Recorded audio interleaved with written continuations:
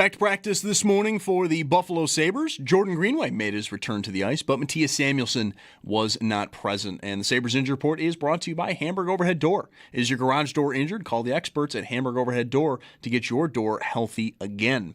We did hear from head coach Lindy Ruff as he joined our morning show, Jeremy and Joe. If you'd like to listen back to that conversation, it is over on the Odyssey app or our website, WGR550.com. And the Sabres are next in game action tomorrow night when they host Boston. Tonight, however, it is a packed night in the NHL. 15 total games and some notable ones to keep an eye on. Boston hosting Toronto, Ottawa at the Red Wings, and Montreal hosting Carolina. Those three games are all at 7 o'clock. And then at 7:30 over on TNT and HBO, the Wild, they are at Tampa Bay. And then baseball is back. Opening night is live on Netflix tomorrow, March 25th. Aaron Judge and the New York Yankees clash with Rafael Devers and the San Francisco Giants. MLB opening night, Yankees and Giants, live on Netflix tomorrow, 8 p.m. Eastern, 5 p.m. Pacific. That's your Paddock Chevrolet Sports Update. Paddock Chevrolet with you for the extra mile since 1935. I'm Zach Jones from West New York's Voice of the Fan, WGR.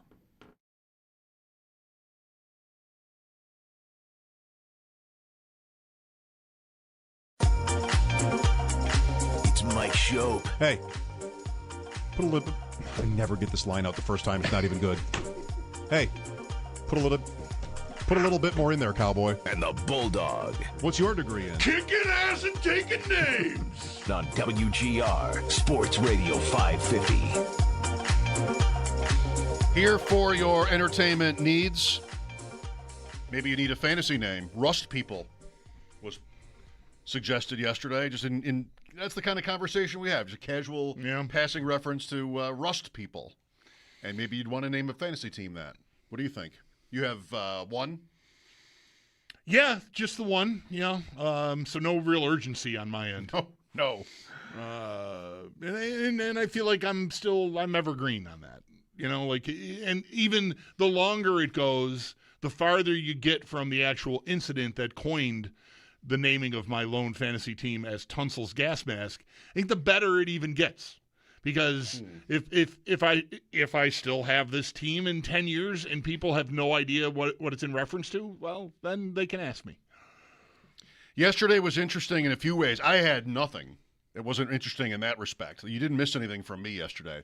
But Rust People is one thing. We talked about the Sabres a lot. We know that. Right? This is a hot time of year. We realized out loud on the fly that, or I did, I hadn't really thought about it, that this is almost always squarely intense NFL draft season time.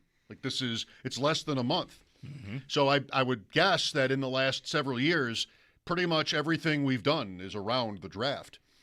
And yesterday it came up like, well, we're going to have games.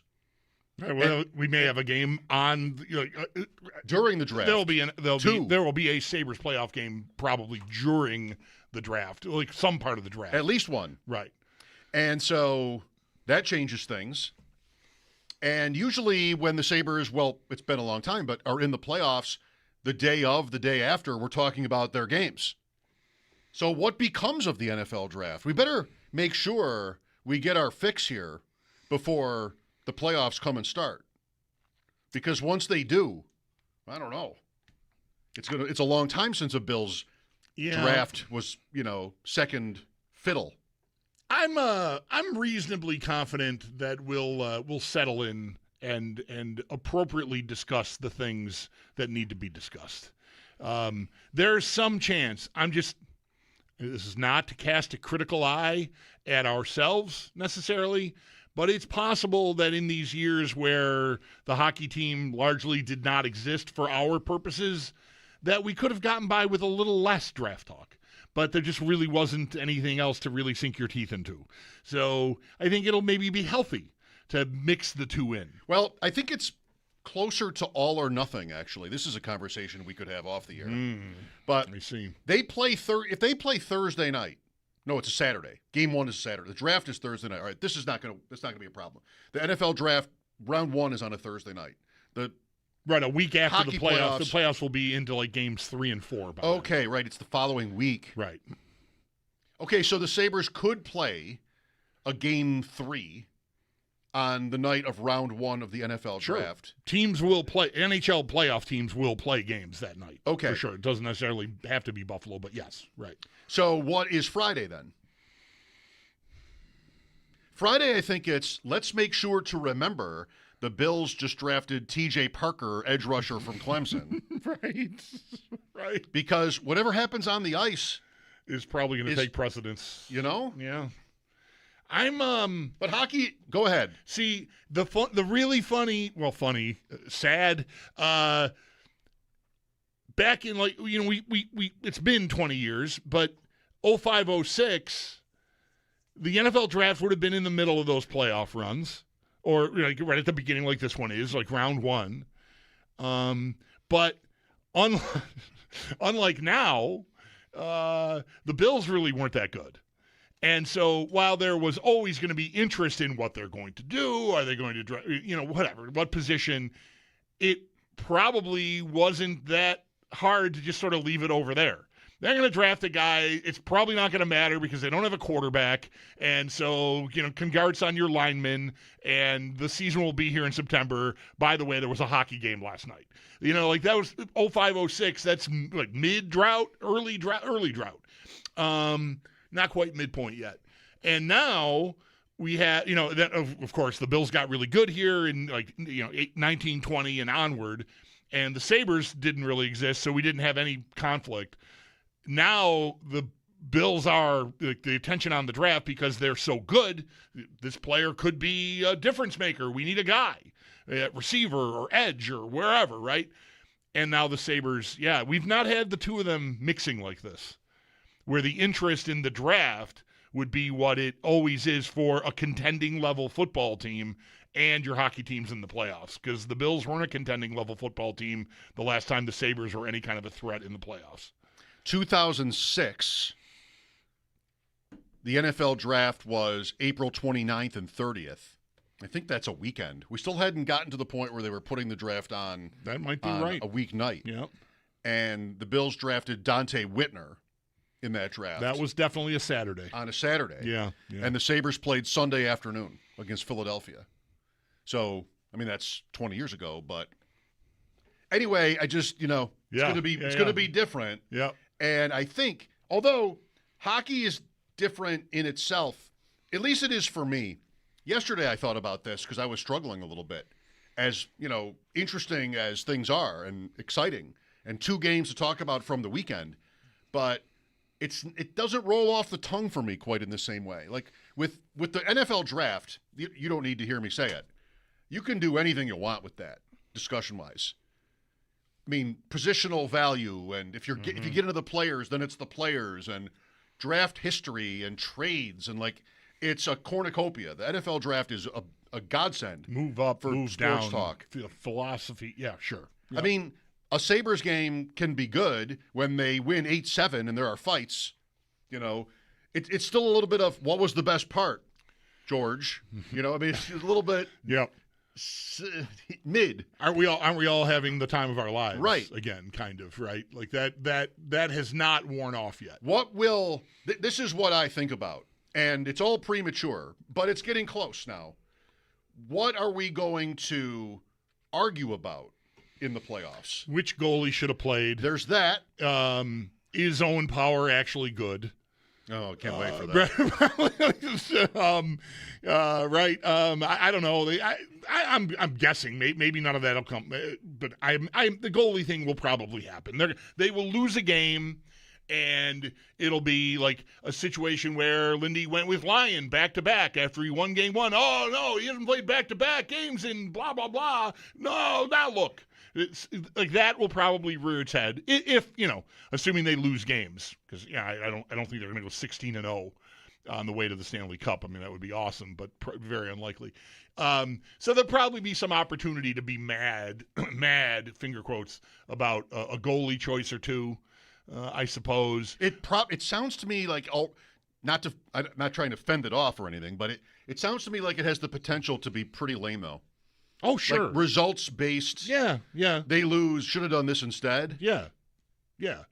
You're going to have to make room to accommodate that mentality. That is that. Do I? I mean, you can push back all you want. It's gonna be there. That's hockey. A lot of the arguments are always that like anecdotal. This happened, therefore you should have done this. I was saying to all my friends, like that.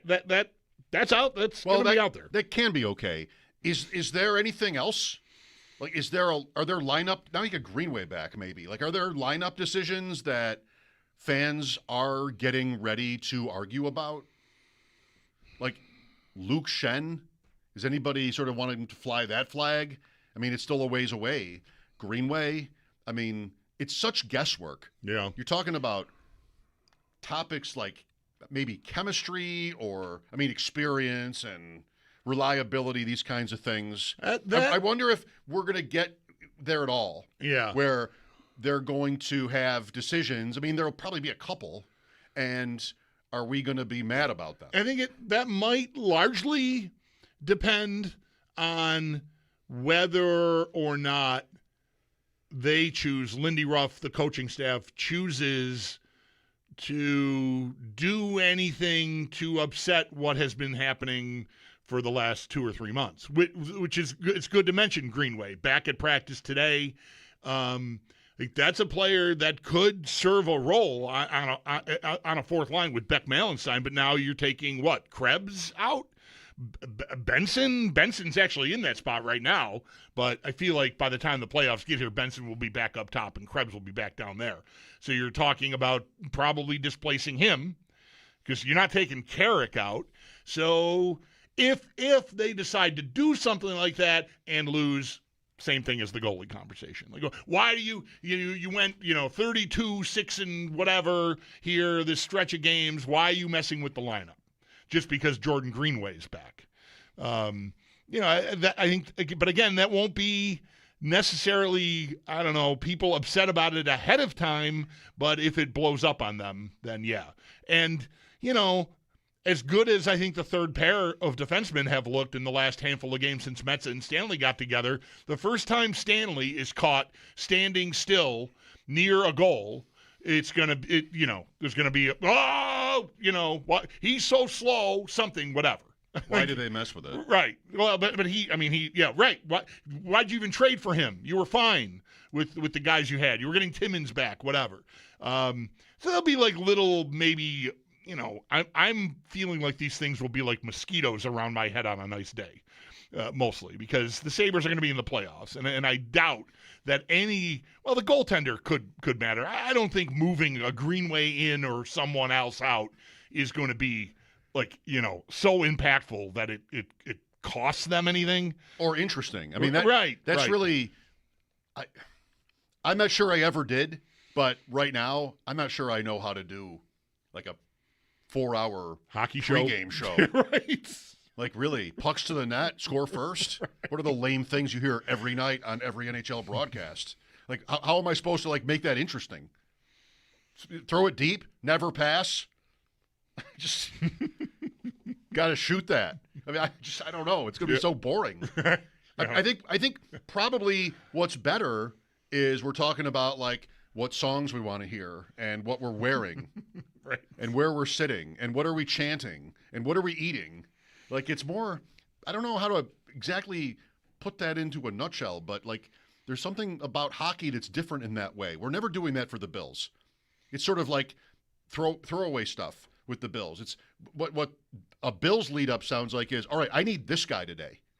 I need play action today. I need, establish the run, whatever.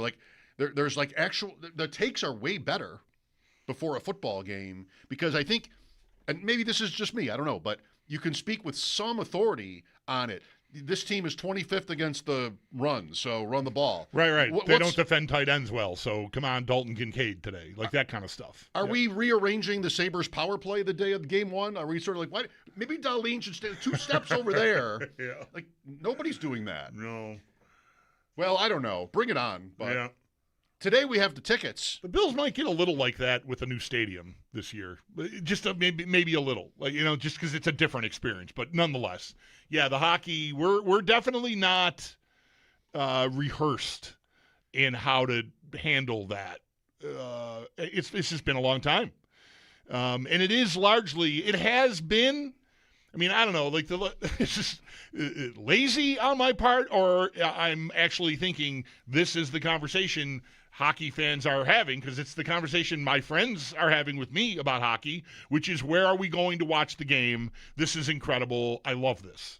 And, like, so any of these days where you haven't been here recently, like, that's mostly all I really want to talk about. It feels very much like just, taking the balls out of the closet and throwing them on the court and go play. Yeah. But it is still, it has been such a long time that it still feels so kind of fresh and new to just have a thing back that we are practiced at caring about, but we just haven't cared about it in many years. Like the Sabres media department have asked me to come say some things on camera one night later this week, I think Thursday night, and it's mostly like, you haven't had a chance to experience this with your son who loves hockey, which is kind of, because he's 24 years old, which is kind of insane, but I'm like, a lot of people have that same sort of thing. I happen to work on the radio, so they want to, whatever. Like, every little corner you go around is like, oh, yeah, okay, yeah, this is cool. I thought for a second you were going to say you're doing like a hype video in the arena. I don't know. I know it's for TV. I don't know. I was asked to come say some things about the experience. You're speaking to the team? No. God, this is not sure what this being is. Rolled out sloppily. It's me. I don't know. Maybe it is a hype video. I don't know. It's a vignette about, like, Sabres fans reacquainting themselves with the notion of caring about the team. Mm-hmm. I think so. I don't know how it will be used. I imagine on social media primarily. Well, my ex-ticket group still exists. I'm not in it anymore. But I was talking to a couple guys today about the playoff tickets, and there's one thing that I heard that I think I really like about it. I mean, of course, you got to brace yourself for the increases. That's how it goes. And I don't know. You're welcome to tell us if you think it's fine or if you think it's terrible. My one friend said they really are getting you for the finals. Okay, well, we'll see if they can make the finals. Mm-hmm. Like, I sort of get that, but I did see a copy of the letter that explains everything, and I believe this is different from when I was last a part of the ticket group for the playoffs. I remember it as when they clinch, or basically like right now, they want money for the first 2 rounds. And if they have a look at home ice, then they'll want money for 4 games for each round. So you have to pay, then anyway, you had to pay for 8 games like right away, which that can be tough. Mm-hmm. But now they're doing it differently, I think. Once a playoff spot is clinched, it reads, your card on file will be charged for the first 2 home games. From that point forward, you will be charged for home games as they are confirmed. So that reads like they make it. Once they officially clinch, you're getting dinged for games 1 and 2, or 3 and 4. Right. Whichever it is, that'll cost the same. Mm-hmm. And then if if the series isn't a sweep, once each team wins a game in the series, then they get you for 5 or 6, Mm-hmm. and then eventually 7, although they might have to turn that around pretty fast. If it's like a series is 3-2, we don't know if there's going to be a game 7. They're probably going to have to turn that around faster. Everybody make sure those cards they have on file are up to date. Yes. You don't want to miss out on hockey tickets because your card got compromised. You got a new one and you forgot that the Sabres had an old card on file. And because it might be Can really... you tell that this just happened to me? Not with Sabres tickets, but just cover your bases, everyone. And that can be, like I'm saying, like maybe really short notice. Yeah. But this is better than... And then if they... I think this is right also. In 06 or in 07, when they won the first round, then they would bill you for 3 and 4, mm-hmm. and sort of get all your money almost up front for the whole thing. Whereas, again, it reads to me like now that won't happen. And that'll be more spread out. And then, of course, like if they don't, if they lose and they don't play those games, that money, then they have it. That just goes towards your bill for next year, right? Like that's pretty much how that rolls over. I don't know if you might have a choice. You might have a choice to get it back if you want, I suppose. Yeah, you should have a choice. Okay. So that's interesting. And I have no idea what the fan consensus is. I think the letters went out yesterday. because people were starting to talk Yeah, last night I saw a about reference to prices. that happening. Yes. We're going to talk about the Bruins later. Fluto Shinzawa from The Athletic will join us, covers the Bruins. I got into a little bit of a thought last night about the history of the Sabres and the Bruins. You were talking some yesterday about, like, Boston has a certain reputation. Do we always feel like we're kind of like out-muscled by Boston? And has that really been true? When the Sabres have beaten Boston in the playoffs, I started to think, like, so 99, they did that. 93, they did that. What was that really like? And then, okay, well, what about when Boston won? And that's 2010, and that's several times in the 80s. And then it hit me, this is all irrelevant, I think. There's nothing about that matters. Right. There's no history that matters between at all. these teams at all. Right. That tells you anything about a matchup. No, it's all in your head. Like that was the point I was making yesterday. It's like I'm looking forward to talking to Shinzawa to find out really, like, what are the Bruins? Like, what are they capable of? How are they capable of playing? Do you think they'll try to do what Tampa? I'm assuming this writer knows about what Tampa, the fight-filled 8-7 game. Everybody in hockey was talking about it. Like, is Boston going to want to try that sort of tactic out on a team that's new to the party here, or not? But it's all a construct of, Cam Neely and Lyndon Byers and, like, Bruce Shoebottom and, like, all these just goons, really, that marked the rivalry. I don't know about marred. I mean, it was a lot of fun watching these teams go at it, but the Sabres were usually on the wrong end. Mm-hmm. On the ABC broadcast Saturday night, Boston-Detroit, they were doing a if the season ended now grid. I think it's the same as it was Saturday, where it would be Buffalo and Boston in the standings. And Brad Park was mentioned. Right. Okay. They talked about the Bruins. I mean, the Bruins were in the game they were, featuring. Yep. But I was kind of a little bit thinking, are we going to be anybody watching this annoyed that the Sabres are just, like, not mentioned at all here? I really wasn't, but it's getting close. Brad Park. That was a while ago. 1983.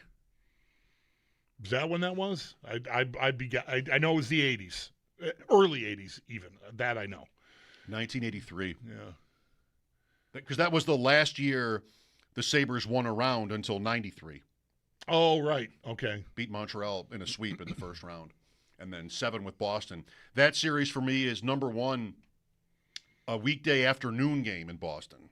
That's not coming this year, is it? Wow, I don't remember that at all. A weekday afternoon game, and our teacher, I would have been maybe in 6th grade, and the teacher brought a TV in to class. Solid move. And I think maybe we lost 9-0.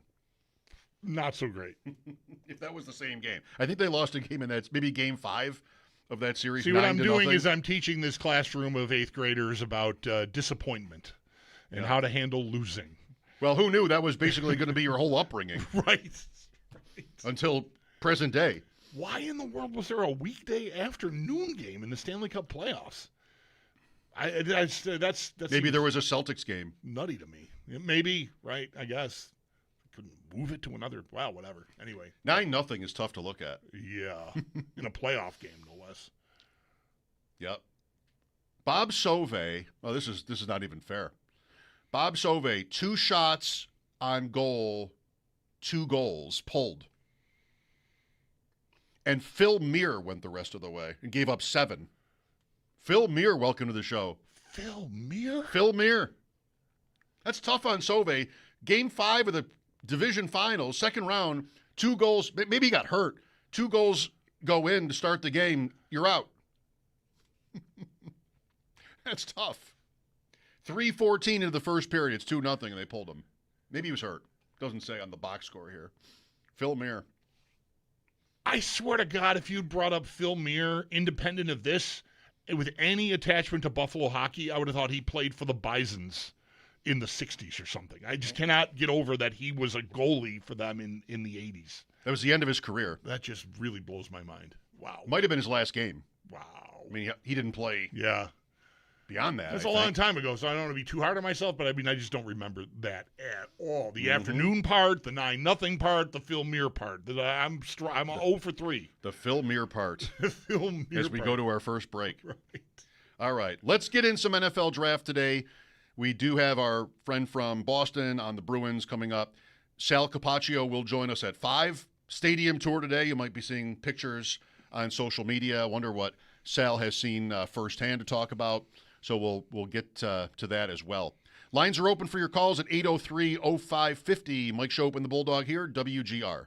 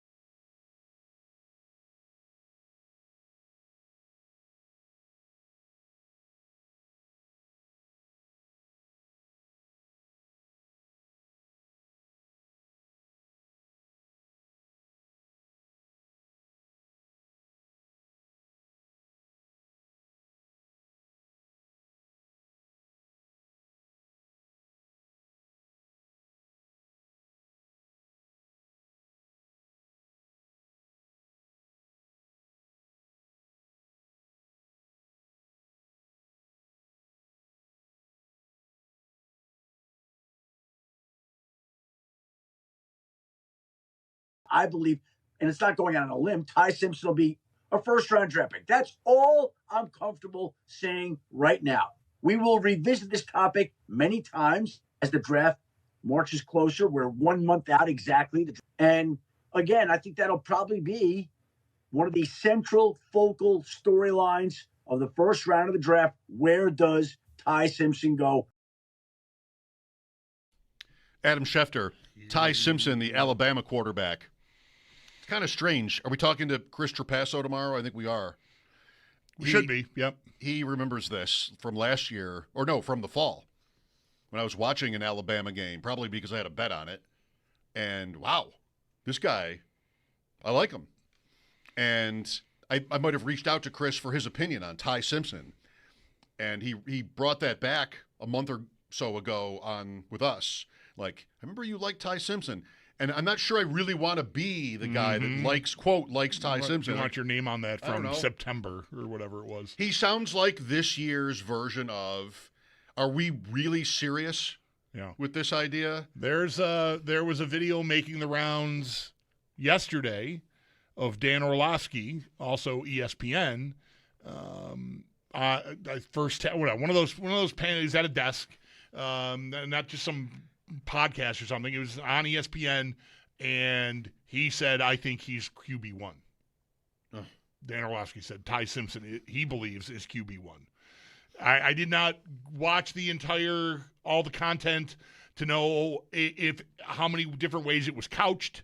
If it was, this is what I think, but I don't think that it's going to play out that way, blah, blah, blah, or whatever. Just like, I think looking at the two guys, this guy's the better guy.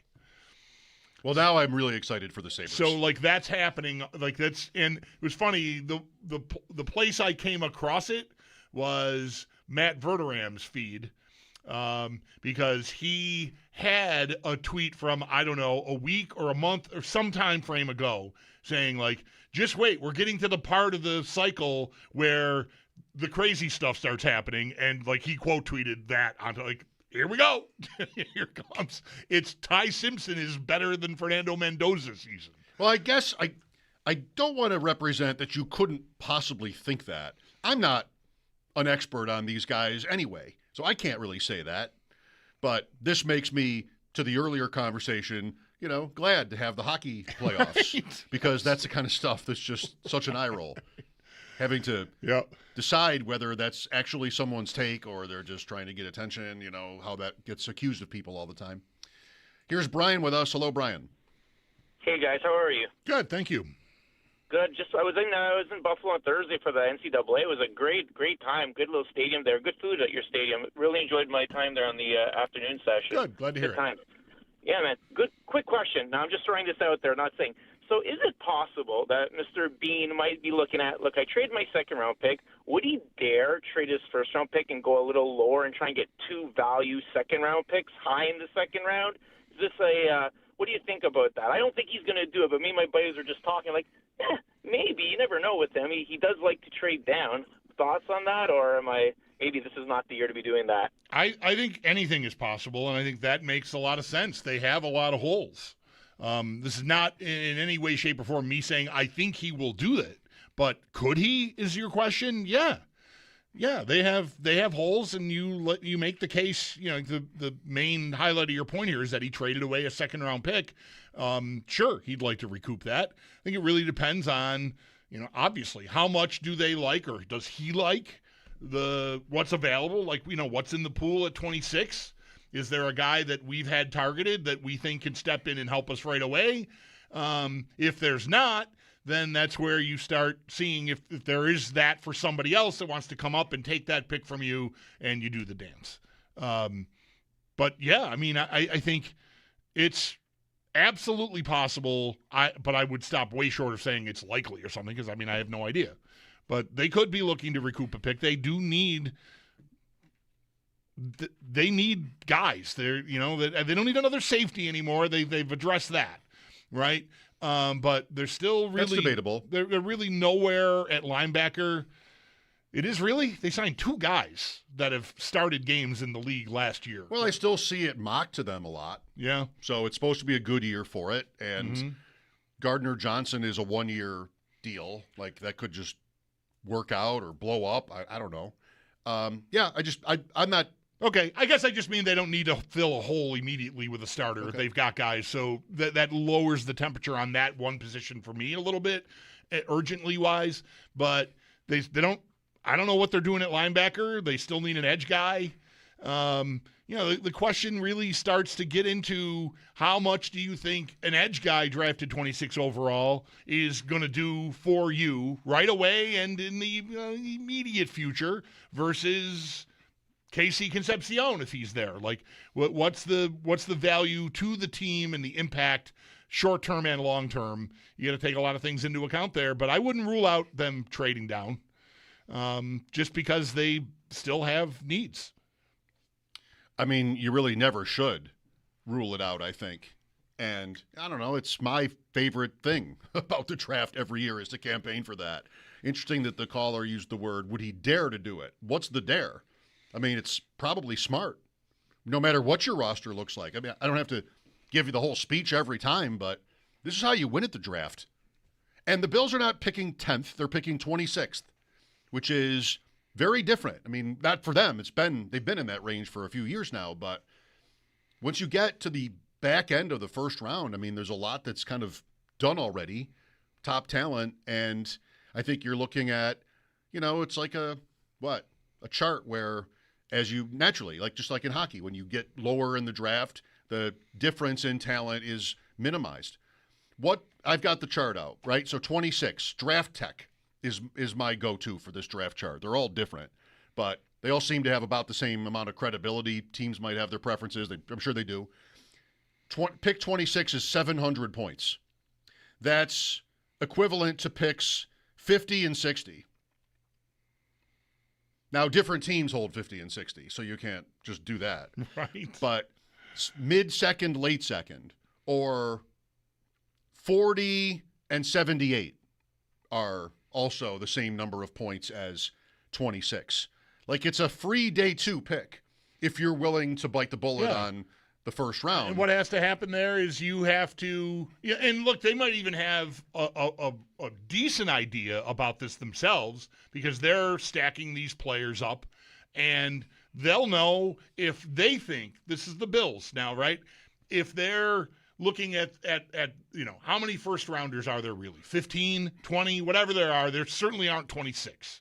I'll bet on the Bills board and maybe every team in the league's board.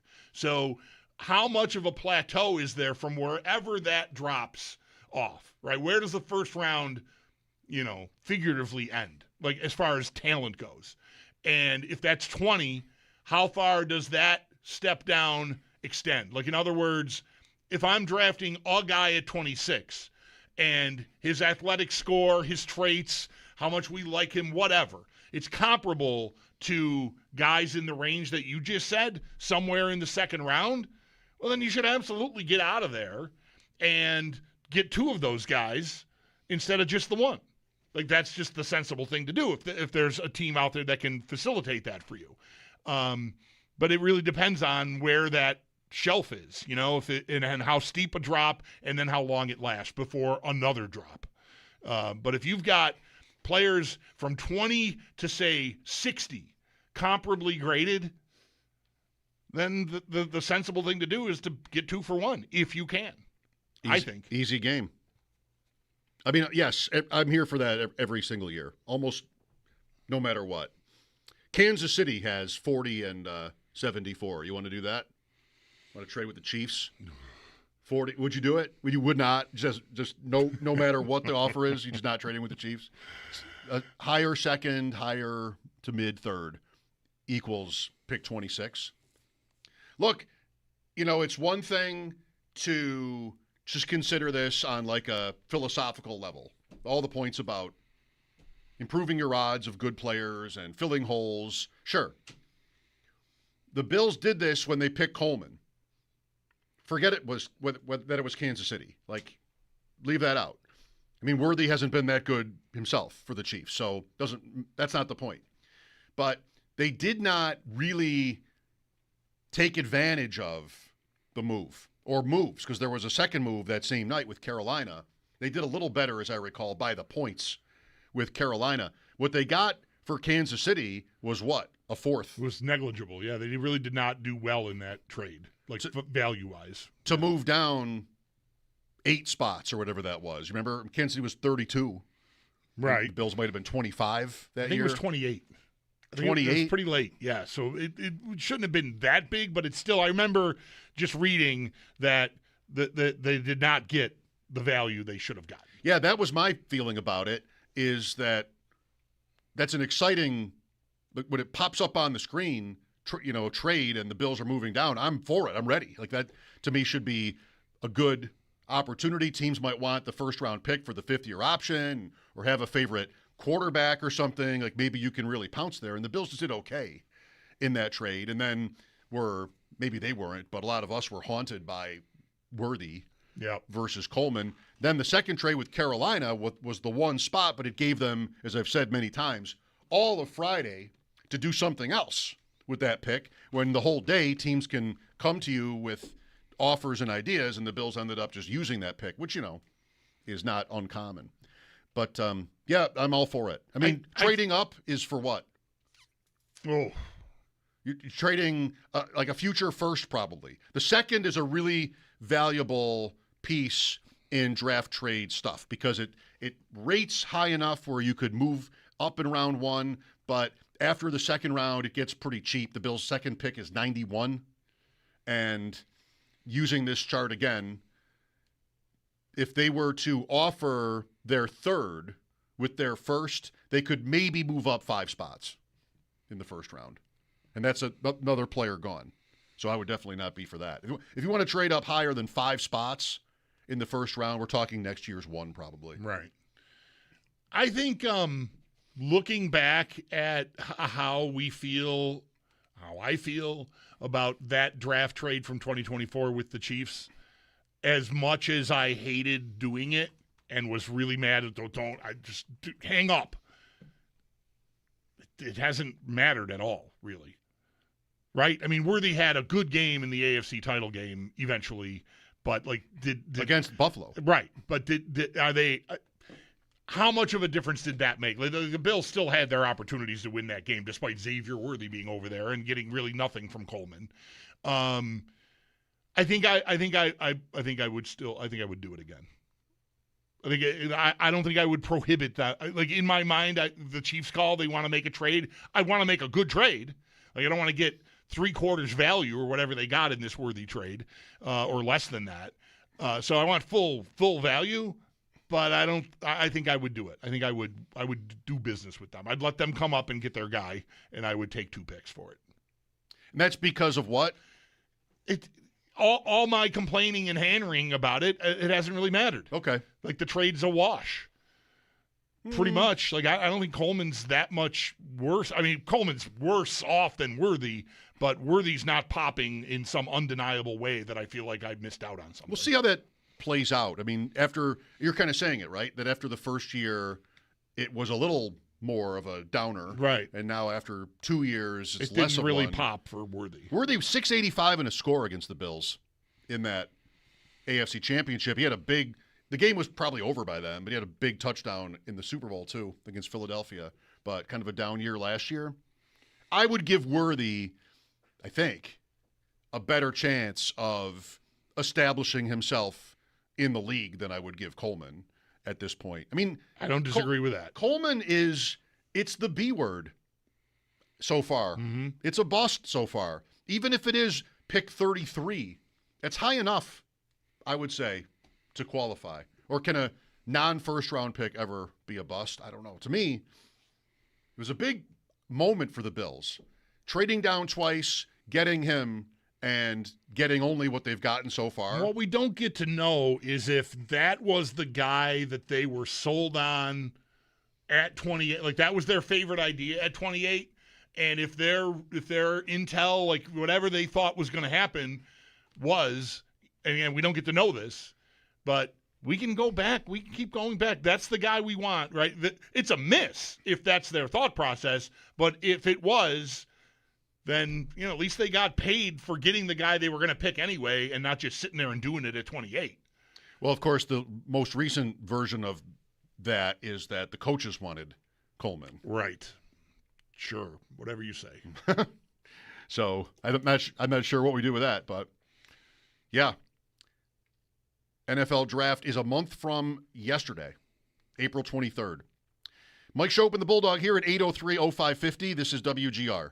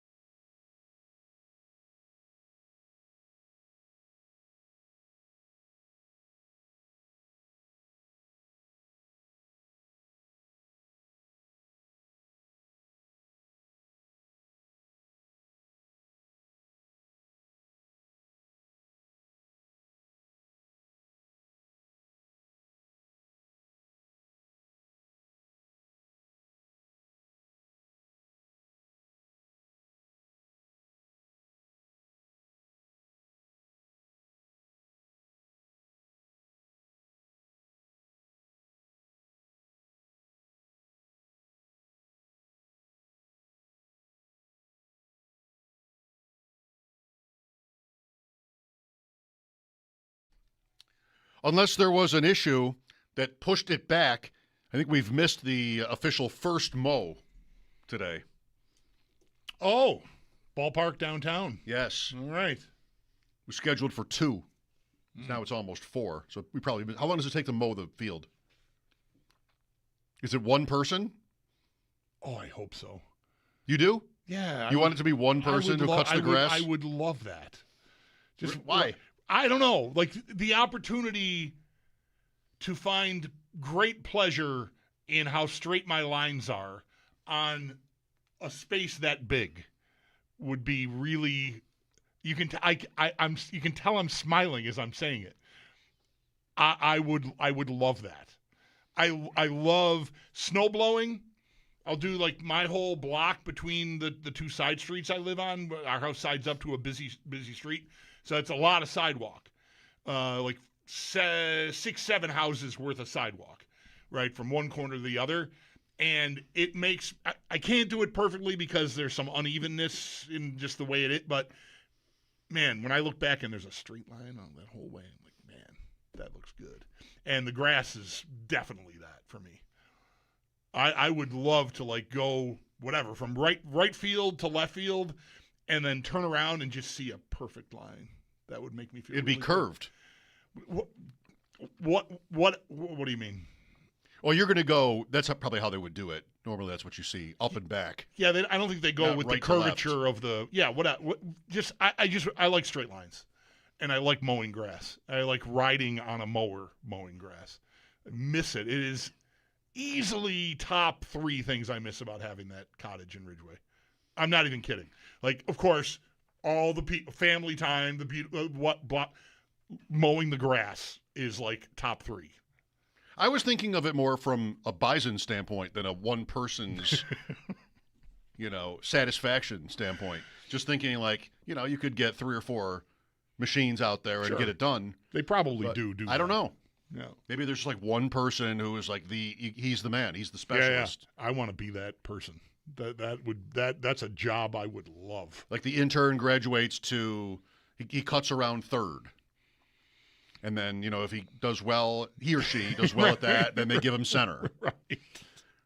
But it might not work like that. Yeah. The opener is Friday. Your boy is pitching tonight, Ohtani. My boy. 8:10 at Dodger Stadium. Yeah. Have you It's heard not about- an official game. Have It's you heard a about spring this training guy game. out there, sports fans? The Dodgers have. He's the best hitter and pitcher in the game. Your You heard boy of is him? pitching tonight against the Angels at Dodger Stadium exhibition. The official opener is tomorrow night, Yankees-Giants. Mike Schopp and the Bulldog, WGR.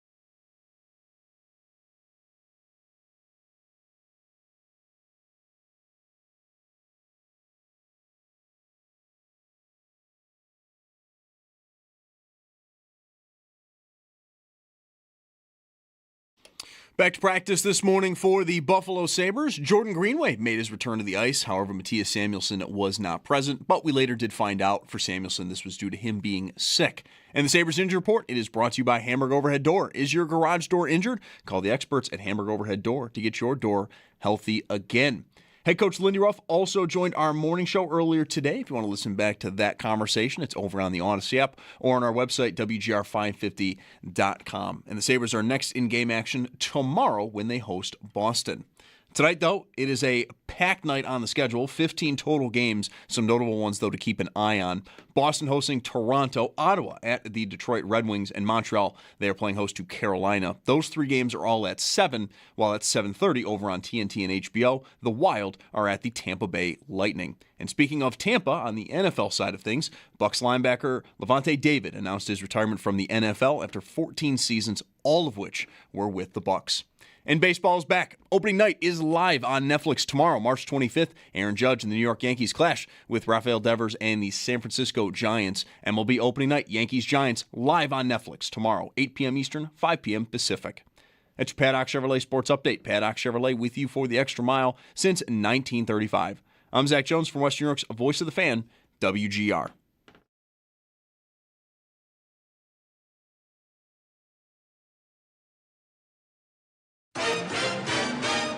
It's Mike Schopp and the Bulldog. They have this Panther sound effect that is just the cheesiest, stupidest sounding thing. Big voice guy going, Panther goal scored by Sam Reinhart. Where'd you get that thing? I trapped it.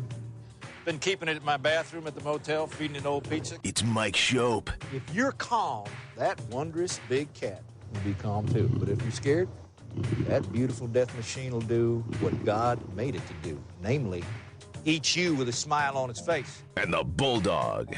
On WGR, Sports Radio 550.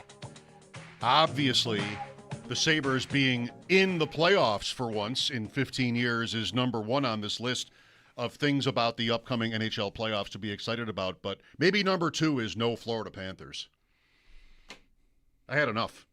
Or Leafs. I mean, there are people who hate the Leafs like that. I'm not one of them. But I kind of like when Florida, the Leafs are in. Yeah. I can take a break from people, reacting to the Panther roar. Because, I heard a lot about that. I will not miss. That was you on there. I will not miss Florida.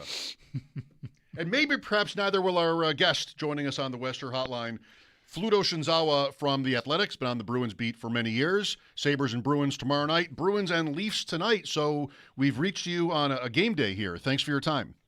Yeah, you bet. Can I close, Bulldog, this 1983 Sabres Bruins hockey reference box score page on my browser? Are we done with that? I don't know. Something could come up.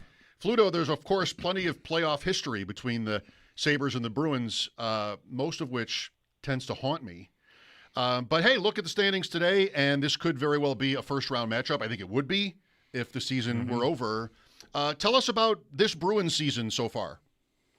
Well, that would be wild on multiple levels, just given what expectations were like heading into this season. If you look at it from the Bruins side, hey, they're no sure thing at this point. It's probably a coin flip, but they're in pretty good shape. The goaltending has been tremendous. It's probably the number one story here in terms of Jeremy Swayman just being game changer. He stole them a couple points in Detroit, massive 2 points in Detroit. So you look at where the Bruins have come from. They were terrible last year, fifth worst in the league. Trade their captain, the guy whose number is going to be up in the rafters, trade a whole bunch of other folks, and then have some bad luck actually in the lottery to drop to seventh. But you look at the way that they have put some foundational pieces in place, starting with a new coach. He's been Marco Sturm's A-plus job. Getting so much above expectation performance pretty much across the board in terms of where you look at the roster, and credit to management for bringing in players that fit Marco's vision. So again, they could fall flat on their face here in their last. I think they have 12 games left, but Regardless of what happens from here on out for the Bruins, I think this has been a very good step in terms of returning to where they want to be. I'm glad you started here because I think, for us, we're just a little background here, Fluto. We're wrestling with a fan base that has been pretty detached here. 14 years not in the playoffs. We've never called on you before. You've been on this beat for 20 years. We've just been sort of at arm's length with the Sabres. And I bet a lot of our audience, if they weren't closely following the league, would have just expected the Bruins were in the playoffs every year here, but last year was kind of a bottoming out, and that's what makes this year such a surprise. Other than the goalie, how have they really done it? Power play. It's taken a little bit of a hit, but consistently top 5 all year. So that's Pastrnak, that's Geeky. That's been McAvoy at the point. I think that's a big one. I think they've also at 5-on-5, they've scored significantly above expectation.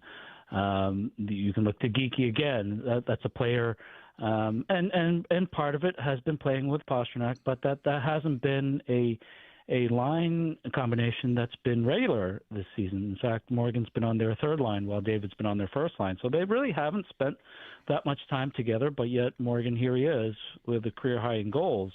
He's hit the wall here a little bit, but that's a player that is shooting way above expectation. You've had former Buffalo guy, Casey Middlestat. He's really made a 180-degree turn from where he was last year, from when the Bruins got him from Colorado. Their second line with Casey, Pavel Zacha, Victor Arvidsson, that's been probably their most consistent 3-zone line. So I would say goaltending number 1, power play number 2, number 3 in terms of just performing above expectation when it comes to goal scoring, and just an overall fight in terms of their attitude, never out, and that reflects so well on the coach. So again, perhaps a little bit of a head scratcher in terms of, you look at how they've played versus their expected metrics in some of these categories. It's been better than expected. So good on them. Fluto Shinzawa, our guest from The Athletic, Mike Schopp and the Bulldog here. You mentioned Middlestat, not the only former Sabre in the mix in Boston. I saw Nikita Zadorov's goal in Detroit. That was a big one. That's not what he's, about, but still. And Yoki Haru in and out. Fluto, what's his status? Henry has been, he'll be back in tonight. He'll be playing with Zadorov. So he's been kind of pretty much regularly the 7th defenseman here. Andrew Peak has been mostly the Nikita's partner on that third pair. Henry, it's been hard for him to gain traction. I think there's been a little bit of a mismatch here in terms of his strengths versus what they want him to do and how they want their defensemen to play. He likes to play with the puck. He's got some skill there. But he's not physical. He's not really in the mix in terms of really digging for pucks and playing stout in D-zone coverage and being there boxing out. So I don't know that it's been the ideal fit for Henry here. But on the flip side, Nikita's been he's again that's another player that really struggled at times last year as a first-year Bruin, taking way too many penalties. And now here he is. He's been very good. He's been one of their 3 best defensemen, and a shutdown guy. Will fight. Will go up in the rush. He's a great skater at his size. It's just you can't contain Nikita Zadorov when he's at full speed. So some positive and negative when it comes to those 2 ex-Buffalo guys. You mentioned here that the Bruins still have work to do to make sure they get in. So they're not made here, but assuming they get this home and they make the playoffs most likely as a wild card, I guess they're tied in points with Montreal. So third is still on the table for them, maybe even second. Do you think it's sticky? Like, did they bottom out last year and sort of spring back? Like, are there building blocks here for them to kind of keep going, or is this sort of maybe a fluky one-off type year? No, I think this is a good first step, and I think they're trending upward. I was just in Providence this morning with James Higgins. Right. Looked like he at times he might have been gone first overall last year, but he goes seventh, and he plays out his sophomore year at BC. He's a natural center, but he played mostly on the wing, which is where he'll start as a pro. So who knows?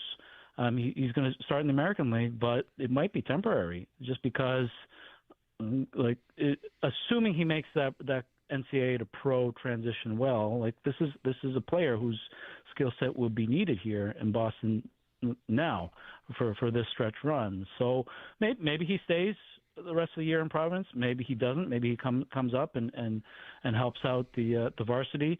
But that's a foundational player. That could be a top line center for a long time.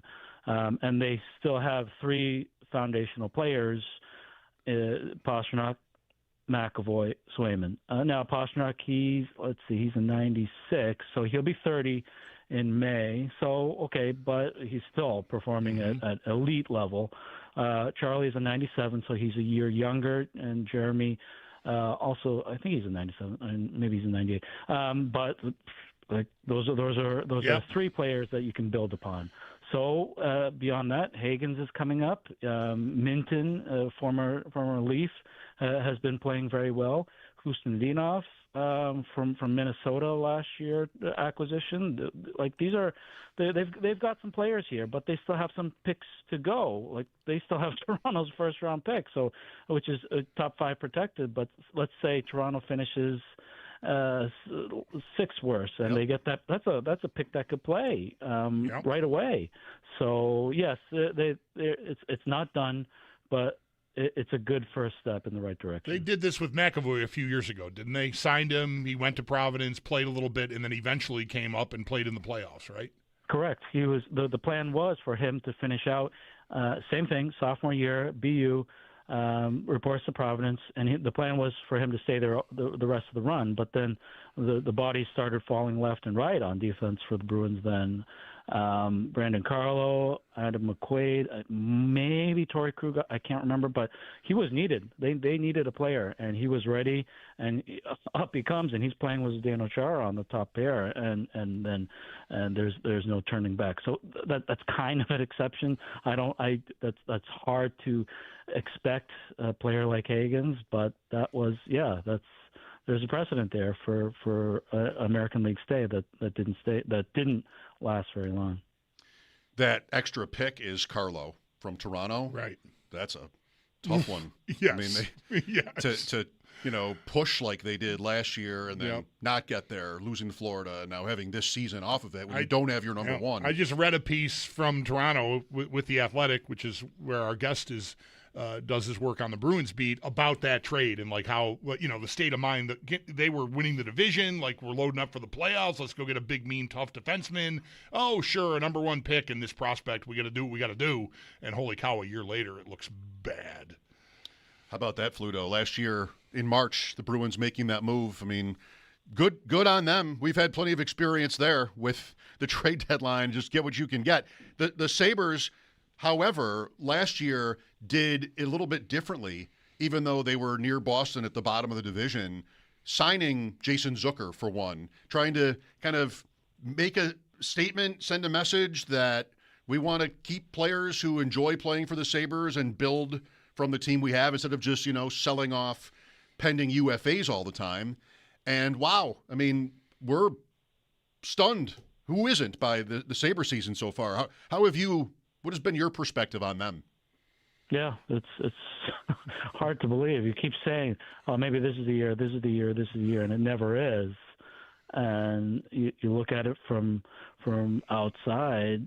That just and I know this is a long time ago, but just that stink of losing that year to try and get McDavid and not doing it. Like I have to believe that just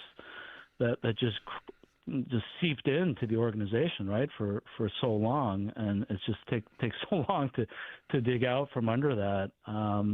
But hey, it's like I can remember some of those games when they were relevant, when Miller was there, and you had some hard players, good players, Pominville, Gostad, Regier. Those were some real headbutts that Buffalo and Boston used to have, and it's nice to see. It's really nice to see, and the people there have had a hard time for a long time, and good on them for getting rewarded. Yeah, I'll bet you'll see a building I assume you're traveling here tomorrow, Fluto, or are here on your way already. It's very different. The last Bruins Sabres game I was at, I mean, we're used to Toronto fans and Canadian fans in general piling into the building from Montreal and Toronto, like I said. I was overwhelmed by Bruins fans the last time I went to a Sabres-Bruins game, and I'll bet there'll still be a smattering, but the fans are back, so it's a different scene here. In the course of this, Mike mentioned this playoff history that the Sabres and Bruins have, and so much, it's a whole different era, of course.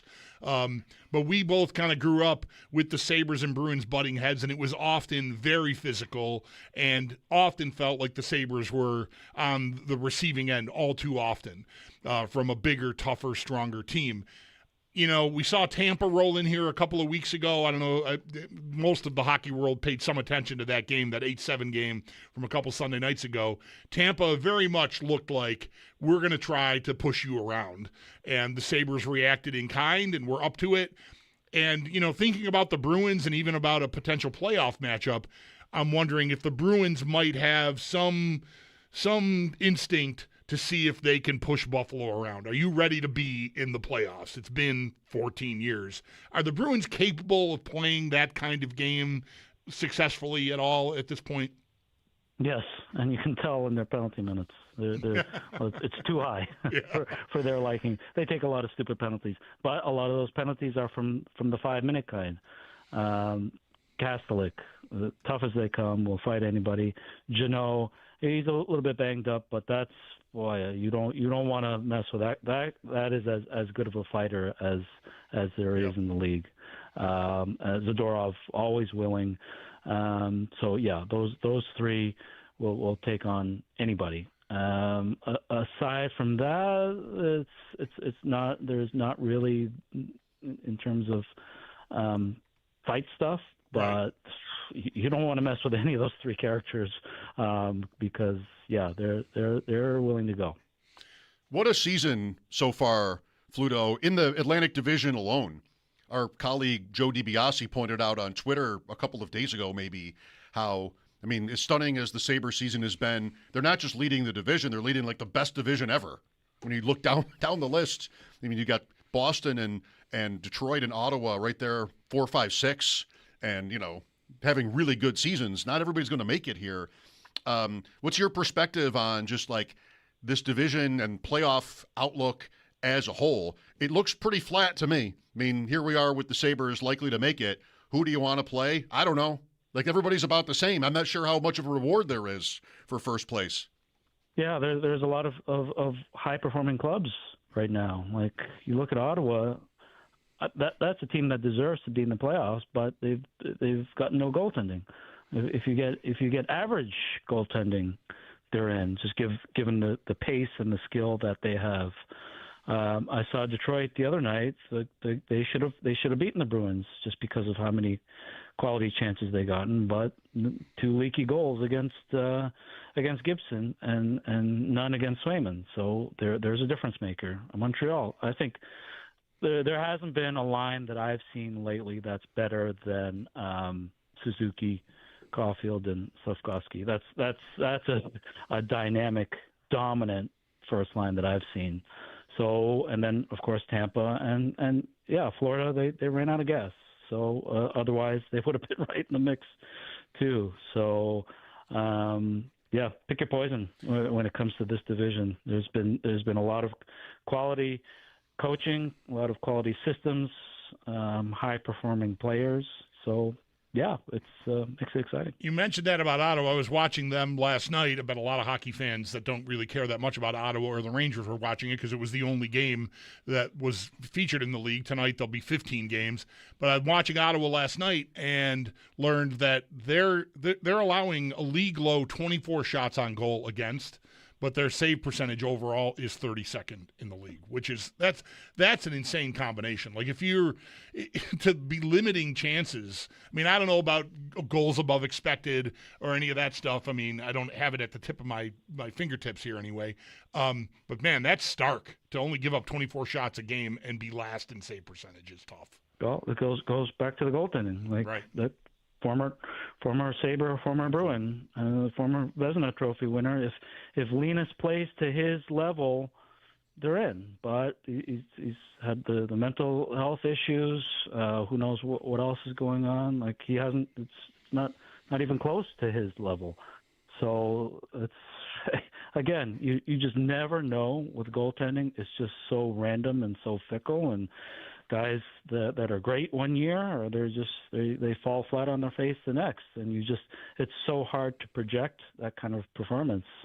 Like how many years did we see Alex Lyon kind of run out of gas after playing great for a long time, and then you realize, okay, this is why he's never really been an ace, but. Then some years it works. Yep. So yeah, who knows? But yeah, yep. Ottawa they have all the skill, but the goaltending has really let them down. You would have seen Alex Lyon up close there for his only playoff experience, I believe, to start that series against the Bruins 3 years ago, right? Gosh, that does sound familiar now. Yeah, I like Alex a lot. Nice guy. Cerebral, takes his craft very seriously, but never really gained traction, right? Wherever, because, I remember interviewing him when he came through with Detroit, and just wondering, okay, is this guy ever going to stick and really sink his teeth in? I didn't know that it was going to come for Alex, but great for him. Well, one more before we let you go, Fluto. On that topic. The Sabres have been, just one after the other, like a perfect rotation, the two goalies here for quite a while. And that's not usually what you get in the playoffs. That'll be maybe surely one of the more interesting topics around them going into the playoffs is whether they'll keep that rotation up. Do you have a sort of a philosophy when it comes to that? Would you think that would be the right move just in a vacuum, or what they might do? Dependent. I remember it was an issue here a few years ago with Swayman and Allmark, and I really thought that they could have gone one to the next and just flip-flop the whole way, and it would have made sense. They didn't do that. They ended up, geez, it seems so long ago. I think it was Linus that started, and then they eventually turned to Jeremy. So yeah, absolutely. I totally I can see that. I think some team will eventually just go to a pure rotation if the goalies are equal, if they see that it promotes high performance in terms of mental and physical rest, just to have that kind of rhythm. And I think just seeing it here in Boston, it was ideal for both Linus and Jeremy to have that kind of partnership. And they got along and they pushed each other. But to have it worked out so well for both of them and their growth. Obviously, it worked out for the organization. And Linus goes on to get a great deal in Ottawa. Jeremy gets his deal here in Boston. So yes, I believe in rotations. Is it right for Buffalo? I don't know. I don't know that well enough, but I'm all for it. I'm with you. If you're making the trip tomorrow, decent day, low 50s, we'll take it. Right, Bulldog? Yes, we'll always take low 50s in March. Yep. So if you do end up coming to Buffalo, enjoy yourself, and maybe you'll be doing so quite often in about a month. We'll see. Very good. Thanks, guys. Thank you for your time. Fluto Ginzawa, The Athletic. The Bruins host Toronto tonight and then visit the Sabres 7:30 tomorrow. All the teams in the league play tonight except two, Buffalo and I don't know. I don't know who the other one is. Moscow Dynamo. I haven't tried to put the puzzle together yet. The drama. No way to find out. Sal Capaccio is going to join us at 5. Sal got a stadium tour with assorted media today. We'll see what his takeaways were. Lines are open for your calls at 803-0550. Want to keep the rotation going in the playoffs or not? Mike Schopp and the Bulldog here. We'll be back after the update on WGR.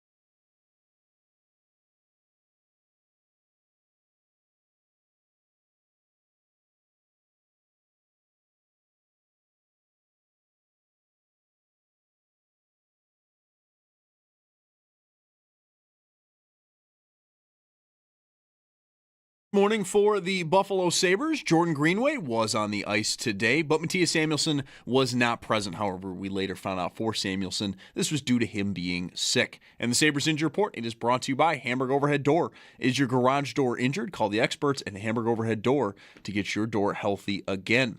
Head coach Lindy Ruff also joined our morning show today. If you want to listen back to that conversation, it is over on the Odyssey app or our website, WGR550.com. And the Sabres, they are back in game action tomorrow night when they host Boston. While around the rest of the NHL, 15 games tonight. It's a packed schedule. Some notable ones to keep an eye on. Boston hosting Toronto, Ottawa at the Red Wings, and Montreal, they are hosting Carolina. Those three games are all at 7, while at 7:30 over on TNT and HBO, the Wild are at the Tampa Bay Lightning. And then speaking of Tampa, Bucks linebacker Levante David announced his retirement from the NFL today after 14 seasons, all of which were with the Bucks. It's Paddock Chevrolet Sports Headlines. Paddock Chevrolet with you for the extra mile since 1935. I'm Zach Jones for Western New York's Voice of the Fan, WGR.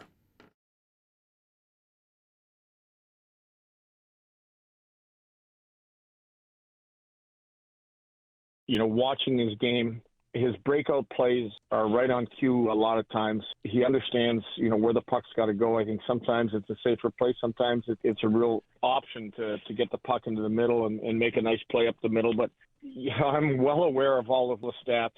Coaches have even talked about it. We have discussions on our group, and can we change a piece with all the D-man we have? But some of his stats are just incredible. Lindy Ruff talking about Bulldog. Back in his playing days. Had a good year. He had a good Corsi. Yeah. Lindy recognized it, and the staff is talking about it. Zach Metza. Lindy Ruff, by the way, the Sabres' leader in penalty minutes in the 83 series with the Bruins. 47, if you're wondering. You weren't wondering how many it was? It was 47. Gord Kluzak led Boston with 33. Boy. There's a name. Number 6. Remembering some still see Gord 83 Bruins today. Mark Howe. Really? 83 Bruins? Marty Howe. Okay. Same reaction. Yeah, right? Mark Howe was not a Bruin. Whalers, Flyers, mostly Flyers, Detroit. Right. Yeah, all three of them, Utah. Father and the two boys were on Hartford at one point because there's a famous photo of Gordy taking the face off with the boys on his wings. That is a hilarious team. That's a period where I have lots of cards, like 78 through 84. Yeah. And the 79, can you picture the Gretzky rookie, the blue outline on the famous Gretzky card? Maybe not. Not exactly. No. 79-80 is the set. And the Whalers it's the first year of the expansion teams coming in from the WHA. Mm-hmm. And Hartford, so there's a Gordie Howe card, and there's Dave Keon. Okay. Maybe that might be O-Peachy only, but still, there's Dave Keon. That had to be a hilarious team. Right. Guys are either, did they have anybody between the ages of 22 and 50? I don't know. I don't remember the rest of that lineup. At all. It's too early for Verbeek and Francis and those guys, I think. Oh yeah. So I don't recall what the rest of the roster looked like. Gonna have to look that one up. The 79 Whalers. 803-0550 for your calls. We did a little football first hour as well. Been fun just soaking in the Sabre season and kicking back, talking about a little bit strategy, more just how fun this is. I know the guys this morning were talking about, is there going to be a party for games, party in the plaza, just kind of how we're consuming it. And this is a team where, and we talked about this for a minute yesterday and maybe last week, where you're starting to find your way to your own favorite players, which, you could have already had. Mm-hmm. But Metza is somebody that, I'm not sure if he's a fan's favorite guy, but he has worked his way into a regular role. I was talking about Benson yesterday in the same sort of way, how just I can't get enough of that guy. Watching him just take on big guys and make plays. Yep. The cool thing about Metza, I think, back to him for a moment, is I want to give the coaching staff, whoever's, I assume it's the coaching staff, credit for keeping the door open for him. I mean, the GM's a new GM, a lot of new parts there, Mark Bergevin, and they made their moves at the deadline and now Stanley is in the lineup. And, I believe at the time they made the deals, like Shen was a depth piece. We want another guy who's got Stanley Cup winning experience twice. So if we need him, it'll be good to have him around anyway. If he's not playing, yada, yada, yada, right? But it might have been pretty tempting. I mean, Kesselring was an off-season acquisition that was supposed to matter here. Like, the idea was he was going to be Owen Power's partner. That never got off the ground. But organizationally, he easily outranks Zach Metza, even after the trade deadline. And they are seeing fit to keep Metza. Metza's earned his spot. So credit to Metza, but also credit to them for not just deferring to whatever, the contract, the trade piece with Kesselring. They've realized, and I think the light started going on for them. I know I referenced this numerous times leading up to that trade deadline, how Metza seemingly was getting a bit of a tryout with the other big three or big four defensemen. He was getting just shifts here and there within games with all of those guys. And I mean, it had to be with the big picture in mind here. Like, can we count on this guy if he's got to play up in the lineup at any point? And I'm guessing he passed the test because he's still there now, and he's paired with one of the other new guys. And I think Timmins coming back from injury, Kesselring, any of these guys they've got their work cut out for them to get back in the lineup because he's played so well. So obviously the player deserves credit for doing that and impressing, but in a situation like this, it's not always easy to defer to the low guy on the totem pole. There's a little guy that had to work his way, into the AHL to begin with, and for him to be holding down a spot on one of the best teams in the league. This isn't just like try out because we're circling the drain time. This is how can we be our very best?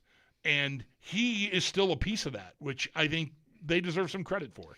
That's kind of what Lindy's quote was about. Just he almost sounds like he's saying we've tried to take him out, right? Like we look at this, we're looking at the stats, we're trying to figure out how to move the pieces around, and really can't do it. Right. That's pretty good.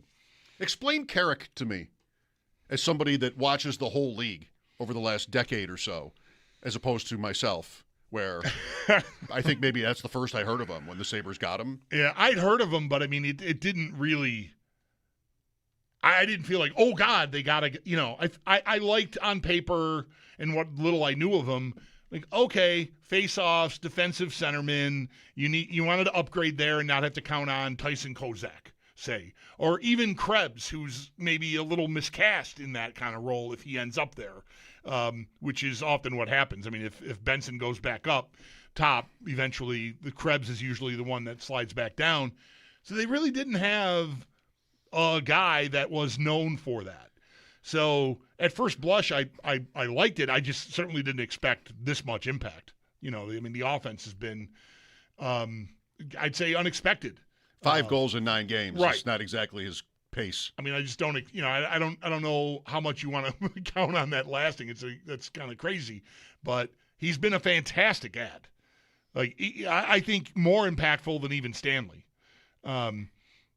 Because it's given them someone that I think has been kind of through it as that in that role playing, is comfortable doing that. And I think that's, again, they didn't really have a guy for it. Kozak might become that eventually. I don't think Krebs ever really will be. He's just sort of a stick him where you need to stick him guy. And if you're getting ready for the playoffs, I think you want to have a guy that you feel like I can put out there against, the other team's best guys, and he's gonna do it for you. Makes a lot of sense. So you'll be busy tonight, 15 games. Oh, a lot of hockey. While mixing in some ADP chasing there in the middle. Of course. That'll be on. You'll have the sound on, the hockey on, but you'll have the sound down. Just so I can listen to me. Sure. Yeah. Jacob and Patrick and Davis. Just like, we have taken to really, I gather the whole family around the iPad where we stream the ADP Chasing. ADP chasing. Chasing. Yeah. An offshoot of ship chasing. Oh, You're I see. You're Sorry. right there. I didn't. Sorry. Oh, but I didn't just tell on myself. You guys make s'mores and watch the show every Tuesday night at 7:30? That's what we do, yes. S'mores. It's National Cheesesteak Day today. National Cheesesteak Day. Why am I having so much trouble saying a simple thing? Because it's a stupid thing to have a national day for. Just like everything is. Mostly. But that's not why. No, I just couldn't say it. Yeah. But cheesesteaks. So I go to Philadelphia every March. I was there 2 weekends ago. And there's a section of the weekend. It runs very much the same way every year. Everybody gets there on Friday or Friday night. There's a pub night. Saturday morning is the NL draft. Saturday afternoon is cheesesteak. Saturday night, for some of us, is a kind of a nice dinner while the other guys go up to Jersey. Sunday morning, the rest of us go up to Jersey, and then we have the AL draft, and then it's over. So it runs the same way pretty much every year. And for no social reasons, that cheesesteak section of the weekend is my least favorite. Because it's just, I'm not that excited about it. Yeah. I'm the guy who goes to the cheesesteak place and gets like spaghetti or something. Ribs, I don't know. Just it's also that we have the dinner at night that I get very excited for. Yeah. But I've just never really connected with cheesesteaks. Just yeah. You know, they seem good. Yeah, they're fine. They're fine. Yeah. Red peppers. Yeah, I don't really have a I don't have a much. I like. I'm not besmirching the cheesesteak. I'm a banana pepper guy myself, but okay. I've never had a real Philly. I've never had a cheesesteak in Philadelphia. Is all I need to say here. I'm sure the places that make cheesesteaks around here would say they're real cheesesteaks. So I've never been to Philly and had a cheesesteak. It's the wings equivalent. I guess. Yeah. I mean, I'm not against it, but it's not. I don't know. Wings in Philadelphia cannot be as good as ours? Is that how this works?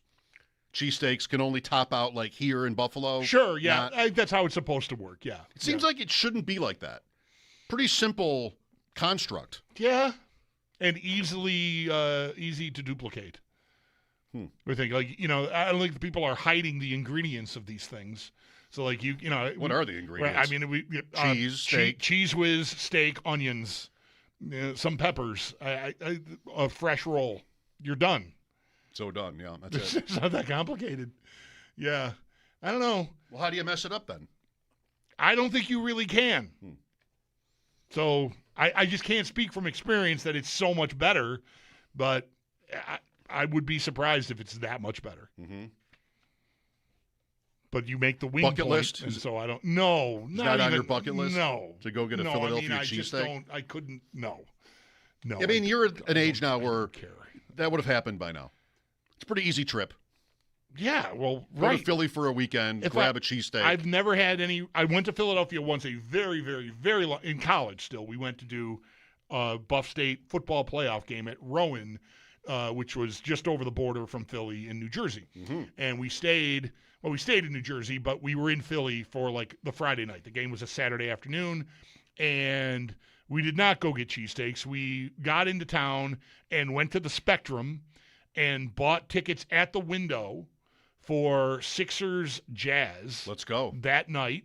I think we went across the river, checked into the hotel, and then came back, had dinner at some, Italian, really charming, white, just classic Italian joint in Philly near the arena.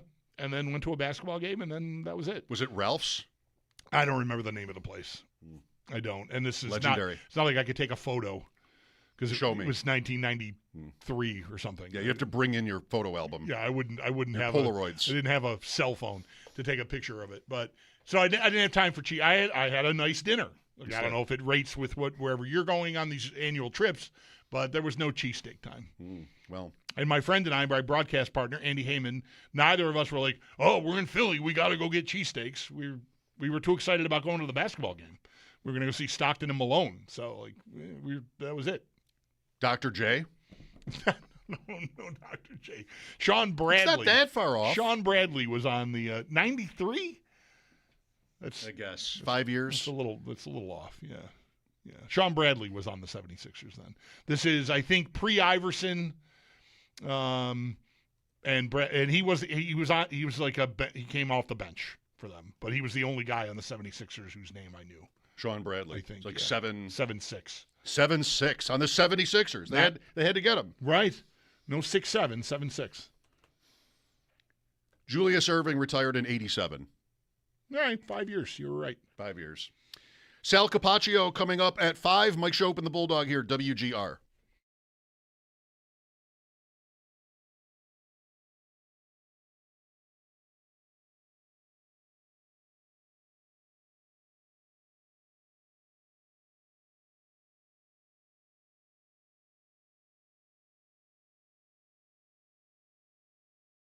Folks, Bulldog here.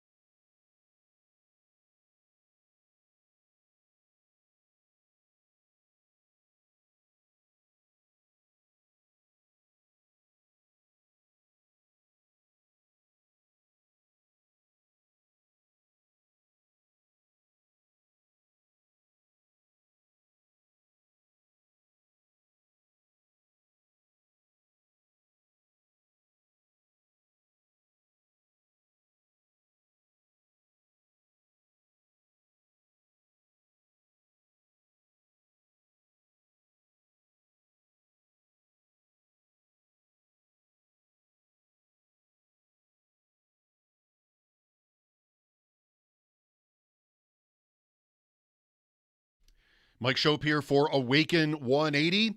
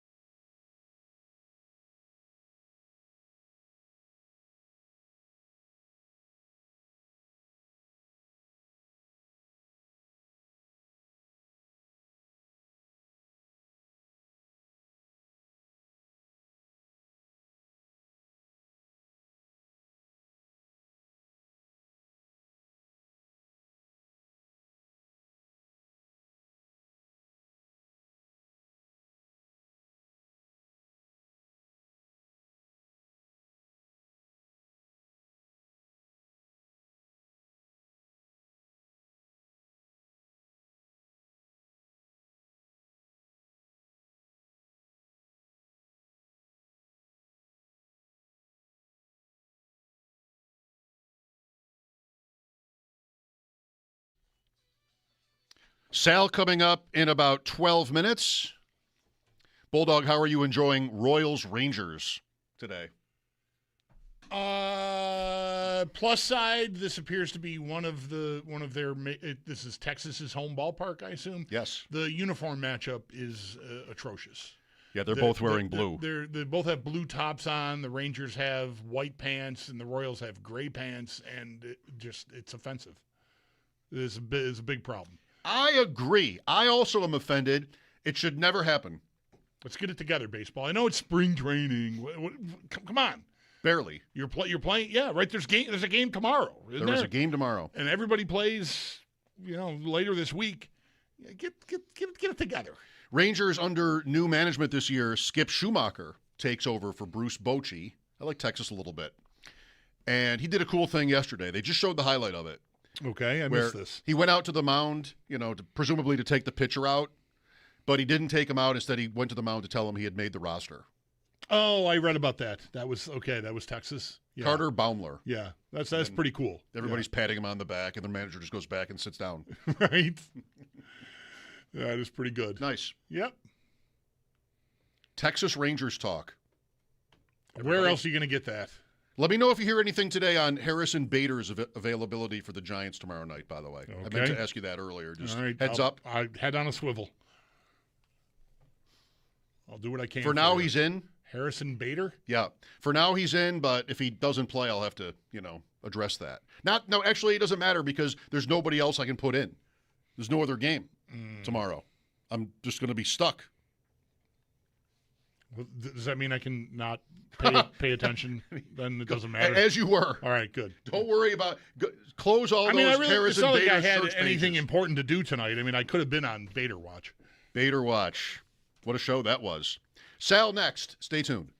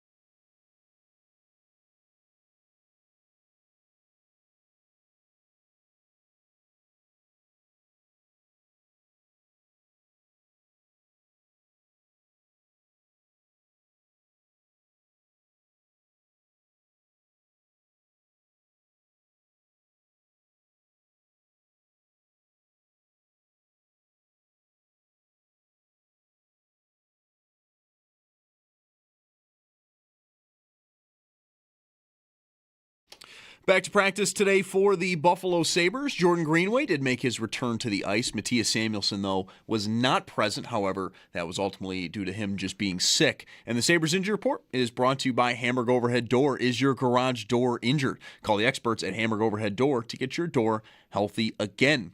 We also heard from head coach Lindy Ruff earlier this morning. He joined our morning show, Jeremy and Joe. And if you'd like to listen back to that conversation, it is over on the Odyssey app or our website, WGR550.com. And for the Sabres, they are next in game action tomorrow night when they host Boston. Tonight, however, a very, very packed schedule. 15 total games, some notable ones to keep an eye on. Boston hosting Toronto, Ottawa at the Red Wings, and Montreal, they're hosting Carolina. Those 3 games are all at 7, while it's 7:30 over on TNT and HBO. The Wild are at the Tampa Bay Lightning. And then staying with Tampa Bay, but going over to the NFL, Bucs linebacker Levante David announced his retirement from the NFL today after 14 seasons, all of which were with the Bucs. And then baseball's back. Opening night is live on Netflix tomorrow, March 25th. Aaron Judge and the New York Yankees clash with Rafael Devers and the San Francisco Giants. MLB opening night, Yankees-Giants, live on Netflix tomorrow, 8 p.m. Eastern, 5 p.m. Pacific. That's your Paddock Chevrolet Sports Update. Paddock Chevrolet with you for the extra mile since 1935. I'm Zach Jones for Western New York's Voice of the Fan, WGR.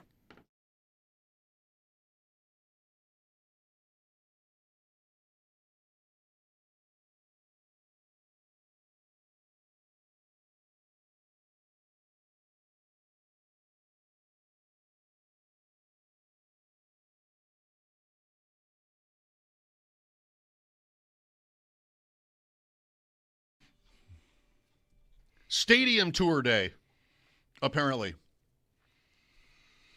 How do you get those invites? Great question. I mean, Sal, of course. Great question. There had to be some people on this tour where maybe not Sal. He might be too nice a guy, but somebody else is going. How did they get included in this? I don't know. We don't need to go there. But I've never been invited to any stadium tour. Same. There, we start on an awkward foot. Sal Capaccio, that's my fault, joining us now on the Wester Hotline. How was it today, Sal? We're jealous, Sal. We're jealous and maybe a little mad. No, I'm kidding. I mean, Jeremy and Joe were there. Just I saying. believe it. They were there. They'll talk about it tomorrow, I'm sure. They were on the last one. I think that's why it was kind of see how, progress has been made. So I'm sure they'll talk about it tomorrow. A lot of media, a lot of TV there. Just more than it was a full on, media. Yep. Hey, we're gonna show you everything here.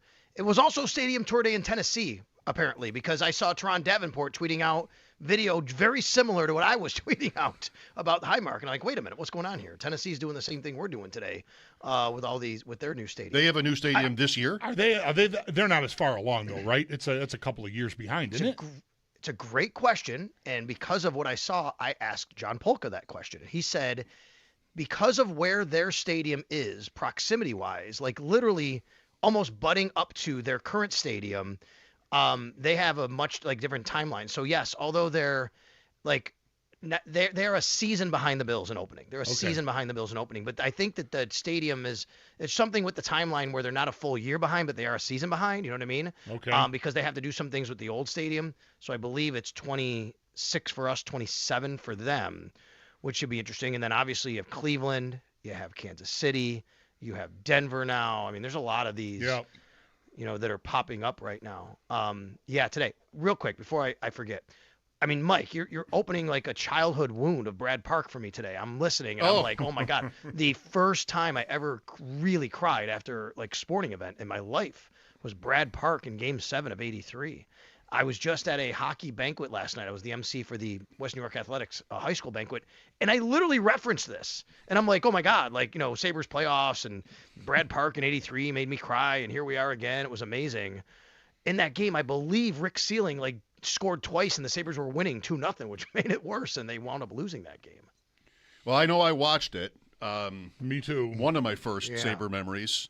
I mentioned earlier the teacher bringing a TV into our classroom for maybe that was Game 5. Do you remember anything about this 9-0 afternoon weekday game, Sal?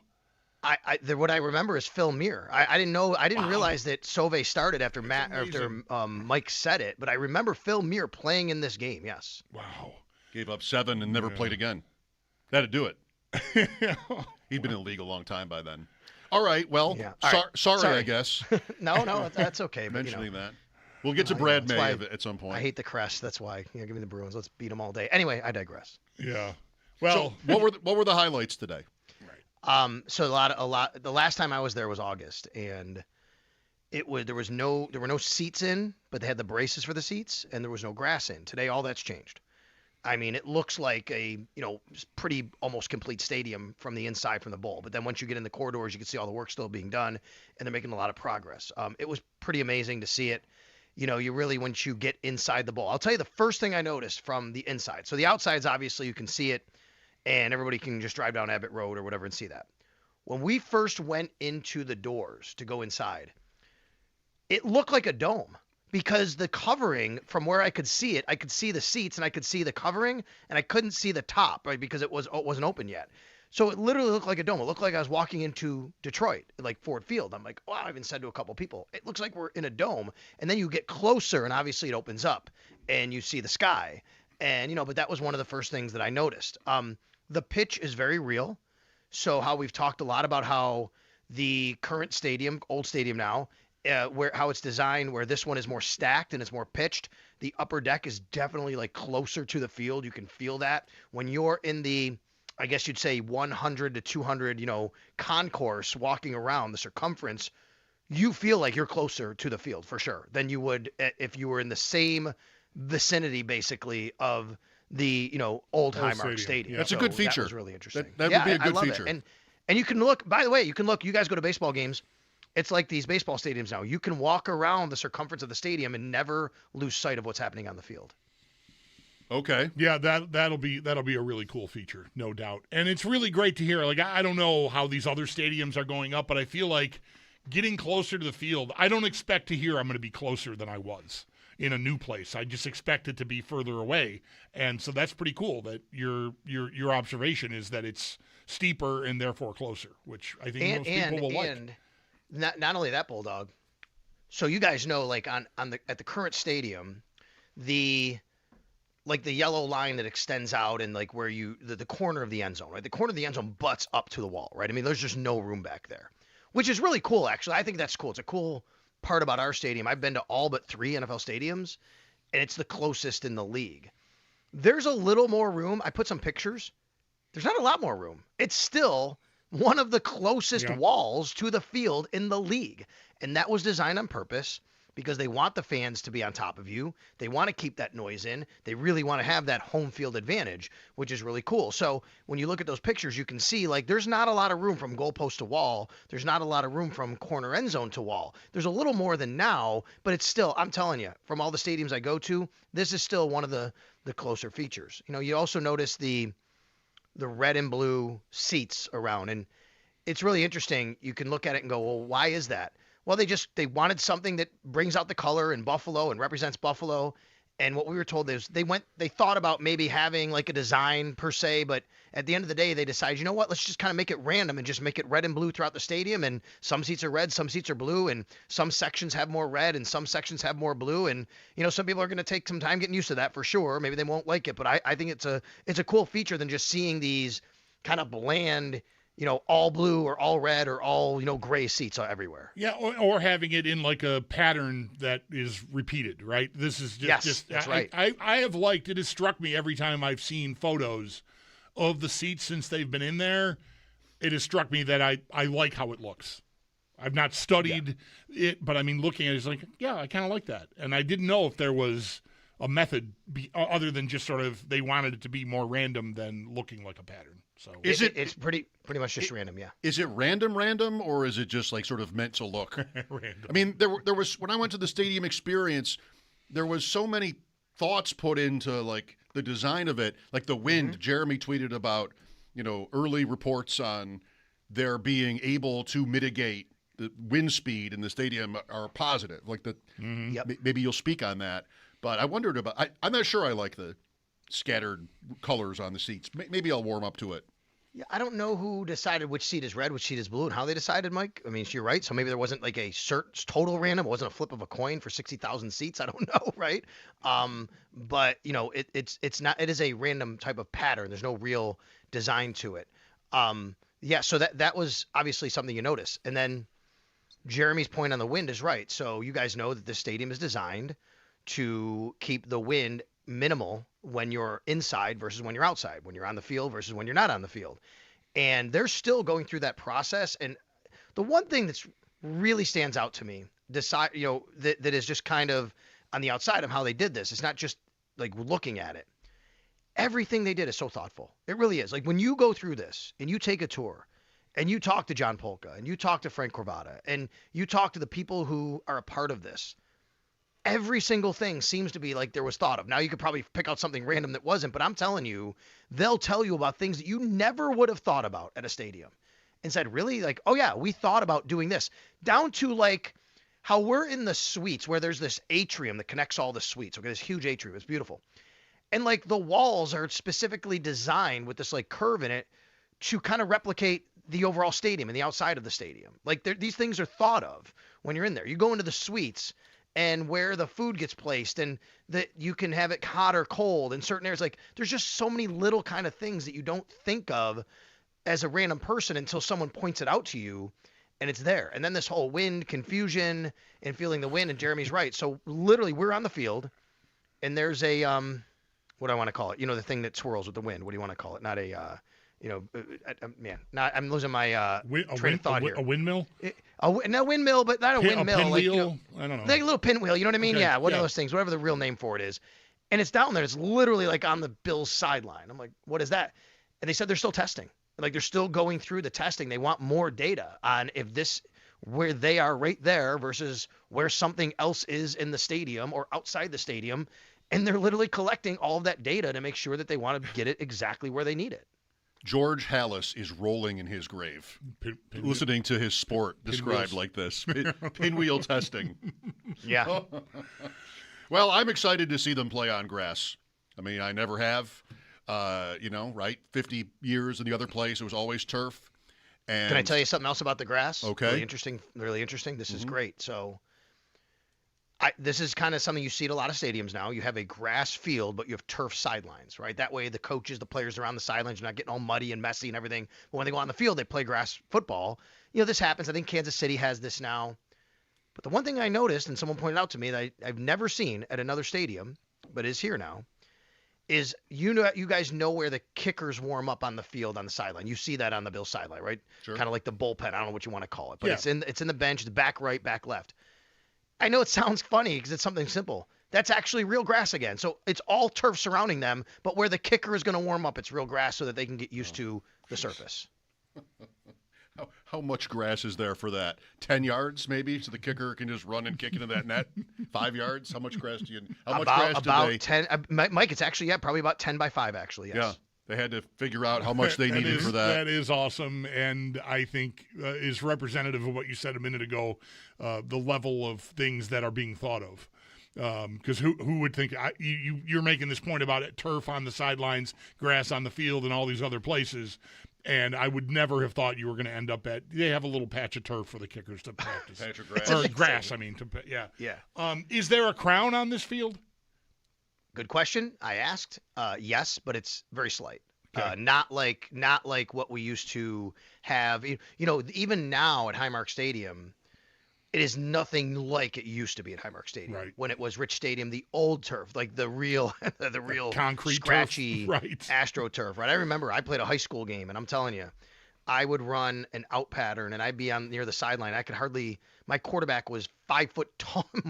He was already taller, but he was 5 feet taller than me because he was in the middle of the field, and I'm down there, and the ball's sailing over your head. So there is a crown. It is very slight, but yes, there is a crown. Sal Capaccio on the West Her Hotline. Got a tour of the stadium today. Anything else? Bison statues? So that was afterward. We were able to get a preview of what now you could see if you go to the Buffalo Bills website, buffalobills.com. And I've also tweeted out some pictures, and it's from there and all that. So other people have as well. We learned a lot about the bison statues, and if you want to talk about again, putting thought. This wasn't just, hey, we're gonna get some big ass statues and put them out there. You know what I mean? Like that wasn't what it was gonna be. You know what I mean? They commissioned, this whole process to get the right person to do it, and they settled on an architect, and she, looked at her past designs, and they thought about conservative versus super, progressive and how they wanted to blend that together. So you'll see the pictures, and there are 3 bisons. One is 27 feet tall, another is 24 feet tall, and another is 12 feet, the calf. And when you get a look at the pictures, you see the scale that they put the renderings next to people who would be, standing there. And yeah, they're massive. And what's super cool is, aside from the design, and you can pick apart and like it and not like it, all the different parts of the design, is the things we learned about it is, like, to me, the coolest part was the illumination. So these bison will actually be illuminated, and they have the ability to be lit up any color at any time they want. They can make them green on St. Patrick's Day. They can make them all white if the Bills are wearing all white. They can do whatever the heck they want with these bison. So they're like the Peace Bridge. Now we can have theme All right, nights. sure. Or yeah. And are we? What's the consensus? Because I've been following along. I've seen some renderings. I've seen, I think, pictures of the renderings that you would have seen if you got this tour. But I haven't gotten. Are people satisfied? Are the bison big enough, Sal? Are we to believe that they're big enough? I think they are, and I will say, there comes a point where they could be too big, right? I mean, like, these are 27 feet. If I had a dime. Yeah. If you, like, think about, we were talking about this afterwards, and there's going to be a spot. So if you go to my Twitter feed, you'll see that I have a rendering of what it's going to look like when they're lit up. Like, that's going to be a spot where people will take a lot of pictures. The stadium's in the background. If these bison were like twice the size, that's 27 feet. If they were 50 feet, I mean, it's too big. How are you going to take a picture? You don't have the damn thing in the picture with you. You know what I mean? Like, you can't do that. Right. You know what I'm saying? You got to go across the other side of Abbott Road to take a picture of the bison. Exactly. Like, nobody wants to do that. So yeah. So I think they had to strike the right tone. And the platform it's on is a little bit tilted. So they, again, thinking of everything, it feels like if you're standing in front, the way it was described to us was, it'll feel like they're literally coming at you and charging at you because it's tilted a little bit towards you. It'll also help with the rain and things like that.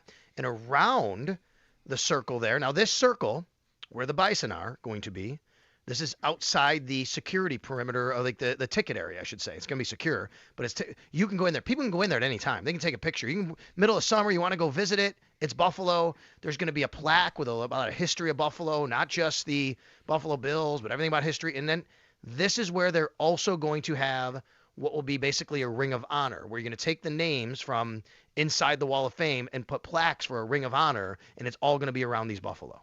When do they go in?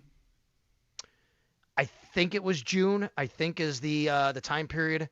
And, again, it was like the way it was described to us, like, it's not can't be some secret. They're just too big. It can't be. People are going to know when they're going in. So they'll do something with it. You know what I mean? And, but they'll be really cool to kind of, I wonder when they go in, if people are going to go down there and go, oh, today's the day they're going in. That might happen. And maybe they'll do something with it. I have no idea, but you can't keep it a secret. Buffalo Statue Day, soon to be announced. I just want to say, I think as soon as I know that they're there, I'm going to want to go check them out. 100%. I think I'll wait. But. I don't know if that makes me whatever. I'm going to be curious about them. I'm going to want to see that. So, Sal, we were talking a little bit about the draft today, less than a month now. Do you have any reason for leaning one way or another if we're talking about the Bills trading out of pick 26, up for that guy, or down to add players, fill holes? Do you like one idea more than the other? And does this year have anything to do with like how you would lean there? I do have I like one more than the other, but it's really only because of the capital. I mean, the Bills just don't have a second-round pick. I'd like to recoup that second-round pick in some way, and I don't think that there's, unless someone really falls, I don't have a player in mind, but if someone really falls down that you say, you know what, we got to take this guy here. The value's just too good. We really like him. Then you stay at 26. I don't know how you can move up. What are you going to give up? A third rounder? You can. Then you're not picking till the fourth round, and that's just that's tough for me, right? And I know win now, whatever, heck with the picks, second and third round, you don't know what you're going to get, but those could be good players. Cole Bishop was a second round pick. I know Keon Coleman was too. You just don't know what's going to happen. So I would say trade down. I would like them to acquire another mid-round pick, another second, or get back in the second, I should say, or acquire another third. And the way to do that would be to move down. Me too. I did some of the math on this earlier, and trading their third-round pick with their first to move up is only like 4 spots because the third is pretty late. So I'm totally with this. Mid-second, mid-third, or early second, late third, anything like that. I mean, that usually would be doable, I would say. So I'm with you on that. How big a year is this for Brandon Beane, Sal? I mean, there's always, obviously, I don't need to set this up for you, I think. I mean, pressure. But with the coaching change and another year going by without breaking through in the AFC, is, maybe this affects how he drafts this year, thinking about just how much urgency he feels. I've felt that all along. Like, I don't think when you say how big of a year is it for Brandon Beane, like, I don't think there's always pressure to win, but the fact of how everything played out tells me I believe that, regardless of what happens this year, he's still in his position in 2027 at this time. You never know. But I do think if you're going to make a move away from Sean McDermott because even the owner says they've hit the proverbial playoff wall, you're not doing it to reset. You're doing it to get over the playoff wall. So therefore, the next coach, whether that's Joe Brady, who it is, or anybody else, the mission has to be to get further than you've been. And then the only way to really do that is to make sure the team is better and it has the right tools and resources. On top of that, I think what would embolden him to be even more aggressive is how many people were upset or wondered, why did Sean McDermott get fired and Brandon Beane not only stayed but got promoted? And, if that was me, I don't think it's anything, I think this is normal human reaction. If that's me, I'm going to go, well, I'm going to show you. I'm going to show you that I can do this. And why, if I'm making the decisions and I'm now the guy that's president of football ops and I'm the GM and I'm here and you're upset, let me show you, let me prove to you why this was the right move for us. Does that worry you at all? No. I want them to be as aggressive as possible. Josh is 30 years old. Mm-hmm. We know there's just a finite time on, him being the quarterback, and hopefully that finite time is still a long time from now. But I want them to be aggressive. That it doesn't mean, sure, there's a point they could be reckless, I guess. But no, I want them to be aggressive, and it does not worry me if he thinks that way. All right, Sal. Any questions for us? Yankees opener tomorrow night. No, is Garrett Cole even pitching? I have not looked into the Yankees opener yet. I will. I will get into it tomorrow. Okay. Ooh. That's fair. I do have a question. Bulldog was in this. Mike, were you in the Survivor pool too? The Joe Ostrowski? No, Survivor I didn't. Pool? I didn't play this year. Okay. You were in it. You took Gonzaga, right? I lost on Gonzaga. I made it through Thursday and Friday, and I lost on Gonzaga Saturday. Yeah. All right. Well, I'm still in it. There's 800 and something people out of over 2,000, which is really cool. Yep. But man, it is hard. Like this is going to be day 5 coming up. And like I've already taken Arkansas, Purdue, and Illinois. So the only teams I can even take are Texas over Purdue, Iowa or Nebraska playing each other, Houston over Illinois, or Arizona over Arkansas. Tough choices. I think I'm going to go with Arizona, but I just thought if you guys have a thought on that, I don't know. I don't. I love this pool, and normally I would have a lot of thoughts on it, kind of trying to figure out the path to victory. And the tournament is so chalky again that, not that many people are getting knocked out. And nobody wants to play 1s and 2s in the first week anyway. So only the one, Florida, lost from that. So I don't know. I guess you got to kind of reverse engineer it. And then everybody will do that.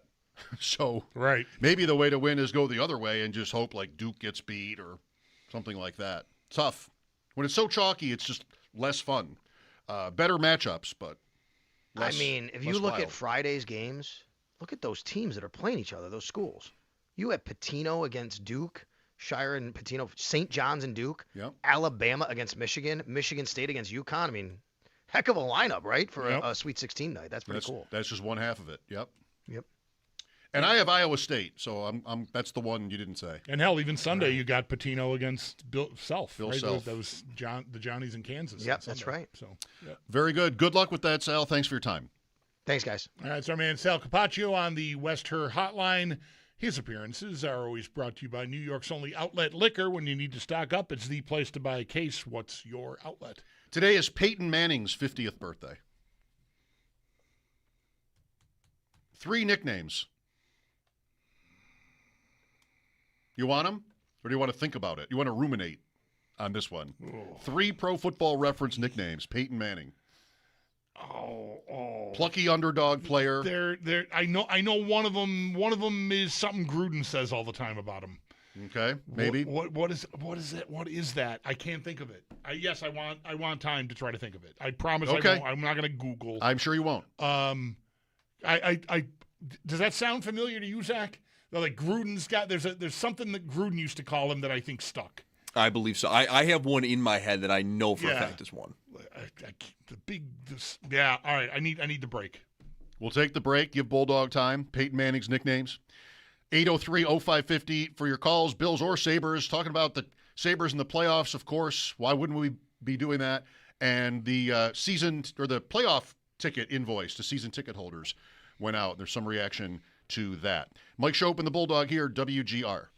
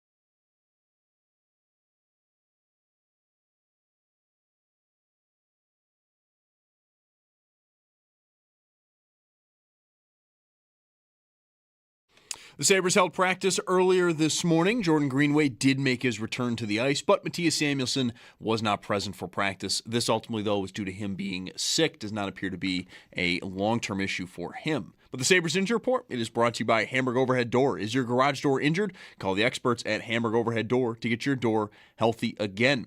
We also heard from head coach Lindy Ruff from earlier this morning. He was on with Jeremy and Joe. If you missed any of that conversation, it's over on the Odyssey app or our website, WGR550.com. And while the Sabres do not have a game tonight, they are back in game action tomorrow when they host Boston. Tonight, though, it's a packed schedule, 15 total games, and some of the notable ones to keep an eye on include Boston hosting Toronto, Ottawa at the Red Wings, and Montreal hosting Carolina. Those three games are all at 7, while it's 7:30 over on TNT and HBO. The Wild are at Tampa Bay.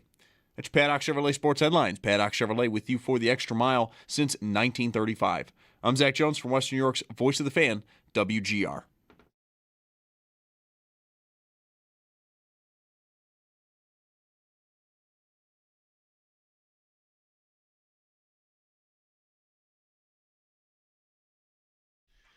Be caller 5 right now at 716-221-4WGR. That's 4947 to win a pair of tickets to see Wu-Tang Clan Forever, the Final Chamber. Hello.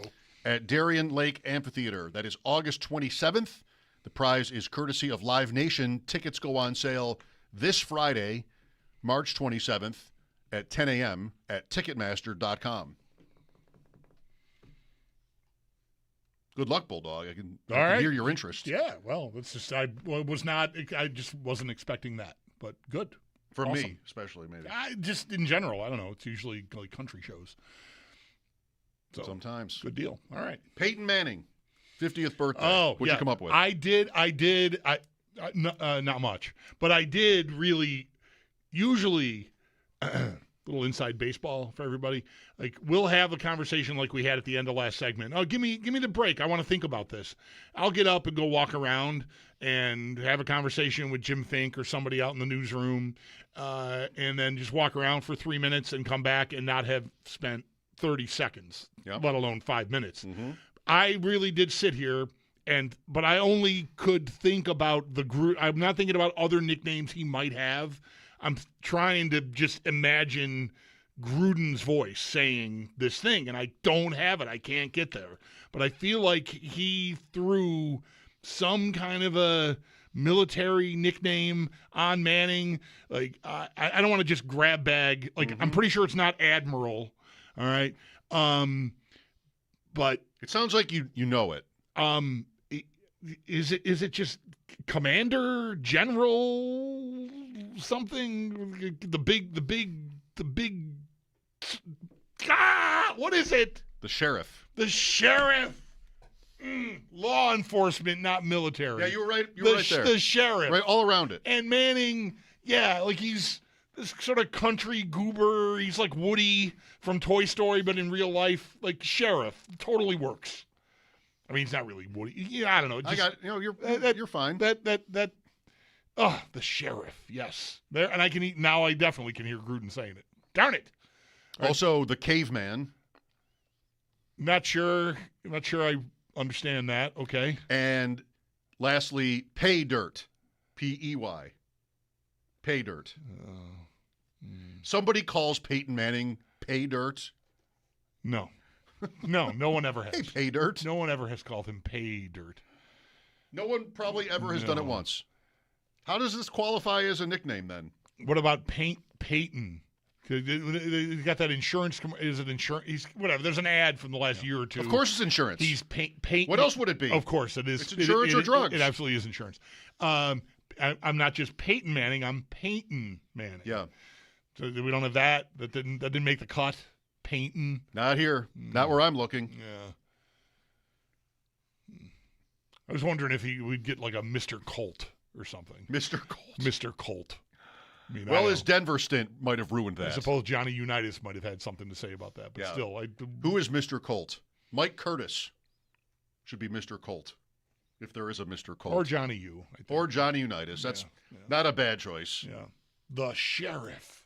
That was so gettable. I am looking at his 2015 game log Peyton Manning, his last year. Oh, gosh. It is heinous. Got to be really bad. Yeah. It's worse than you think. I think it's really bad. I remember he couldn't really throw the ball. 9 touchdowns, 17 interceptions in the year 2015. Okay, you're right. It's way worse than I thought. Are you kidding? No. That's it. That 9 is touchdowns, 17 picks. amazing. I know. It's worse than you thought. He's like maybe the greatest who's ever played the position. He is. 9 touchdowns, 17 interceptions. Yes, in a Super Bowl winning year.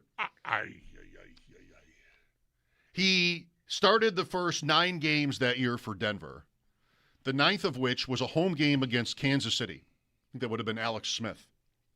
And Manning went 5 for 20 with 4 picks and 35 yards. I mean, that is heinous. That is 5 for 20 with 4 picks. That is get him out of there. They did. He left Smart. the game.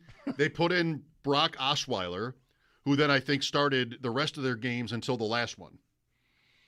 Whether Manning was just, I don't remember whether he was just old or injured, but it was going really badly.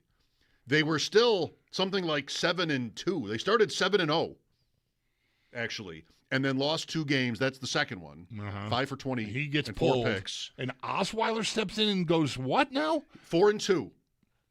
Pretty good. And then Manning starts the finale, or plays in it, 5 for 9, 69. They win, and then it's the playoffs. They beat Pittsburgh at home. They had home field. They beat Pittsburgh at home, decent stat line. Then they beat New England in the AFC Championship in Denver. Remember that game? 20-18. Manning, 17 for 32, 176-2. Good enough to win. Better take that down. And then the Super Bowl against Carolina, where he couldn't win the MVP. I mean, we just can't with this guy.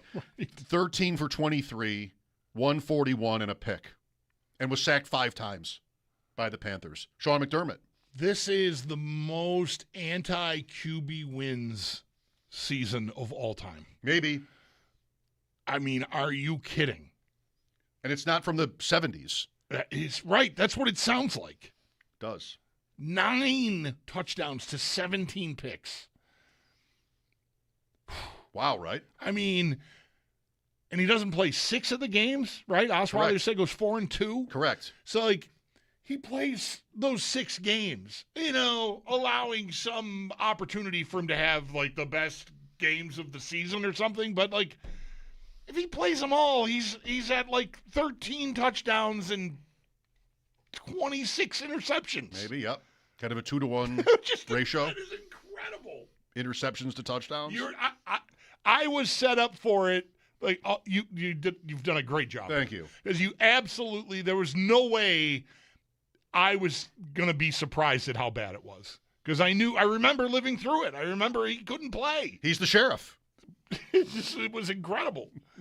It's hardly a birthday tribute. No. This is not nice. No. He is the best ever. I did see a tweet with positive stats of his that were there were a couple good years in there. Kind of pretty mind-boggling, like just incredibly good. Yeah. So 2 years before this, 9 to 17 year, he was 55 to 10. Right. 5,400 yards, 55 touchdown passes, 10 picks. Those are both the 5,400 and the 55 touchdowns. Those are records? Maybe. I think what I saw those numbers. Unless he did better than that somewhere, I think those are both NFL regular season records. I believe it. 55 touchdowns.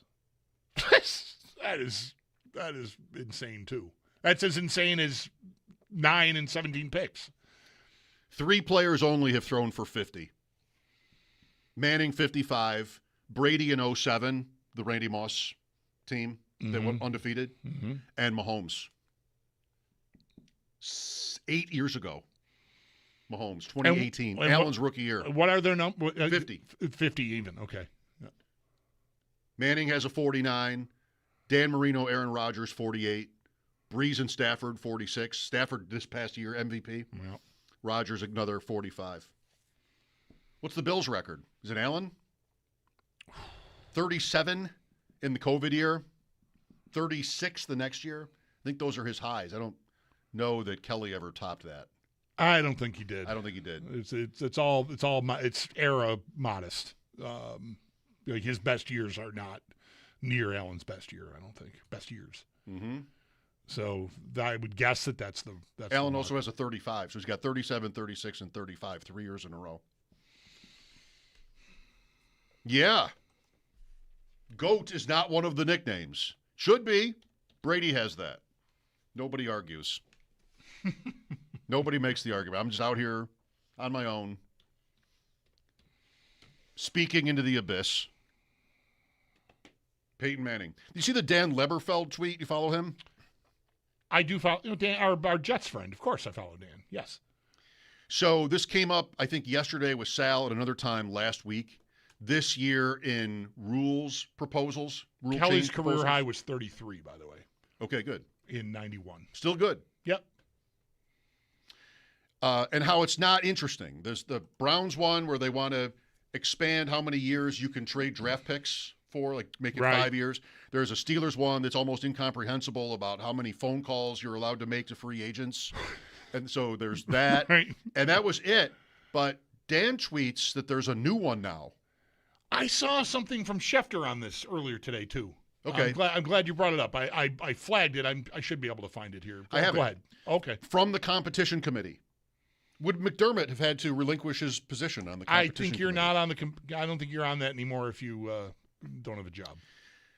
New rules proposal to allow the NFL officiating department to correct clear and obvious misses made by on-field officials that impact the game in the event that there is a work stoppage involving game officials. So this is saying only if they end up using replacement refs again would they implement this. They will expand moon ref, space ref. Clear and obvious, my favorite term in football. It's got to be clear and obvious. It almost never is when they review a play.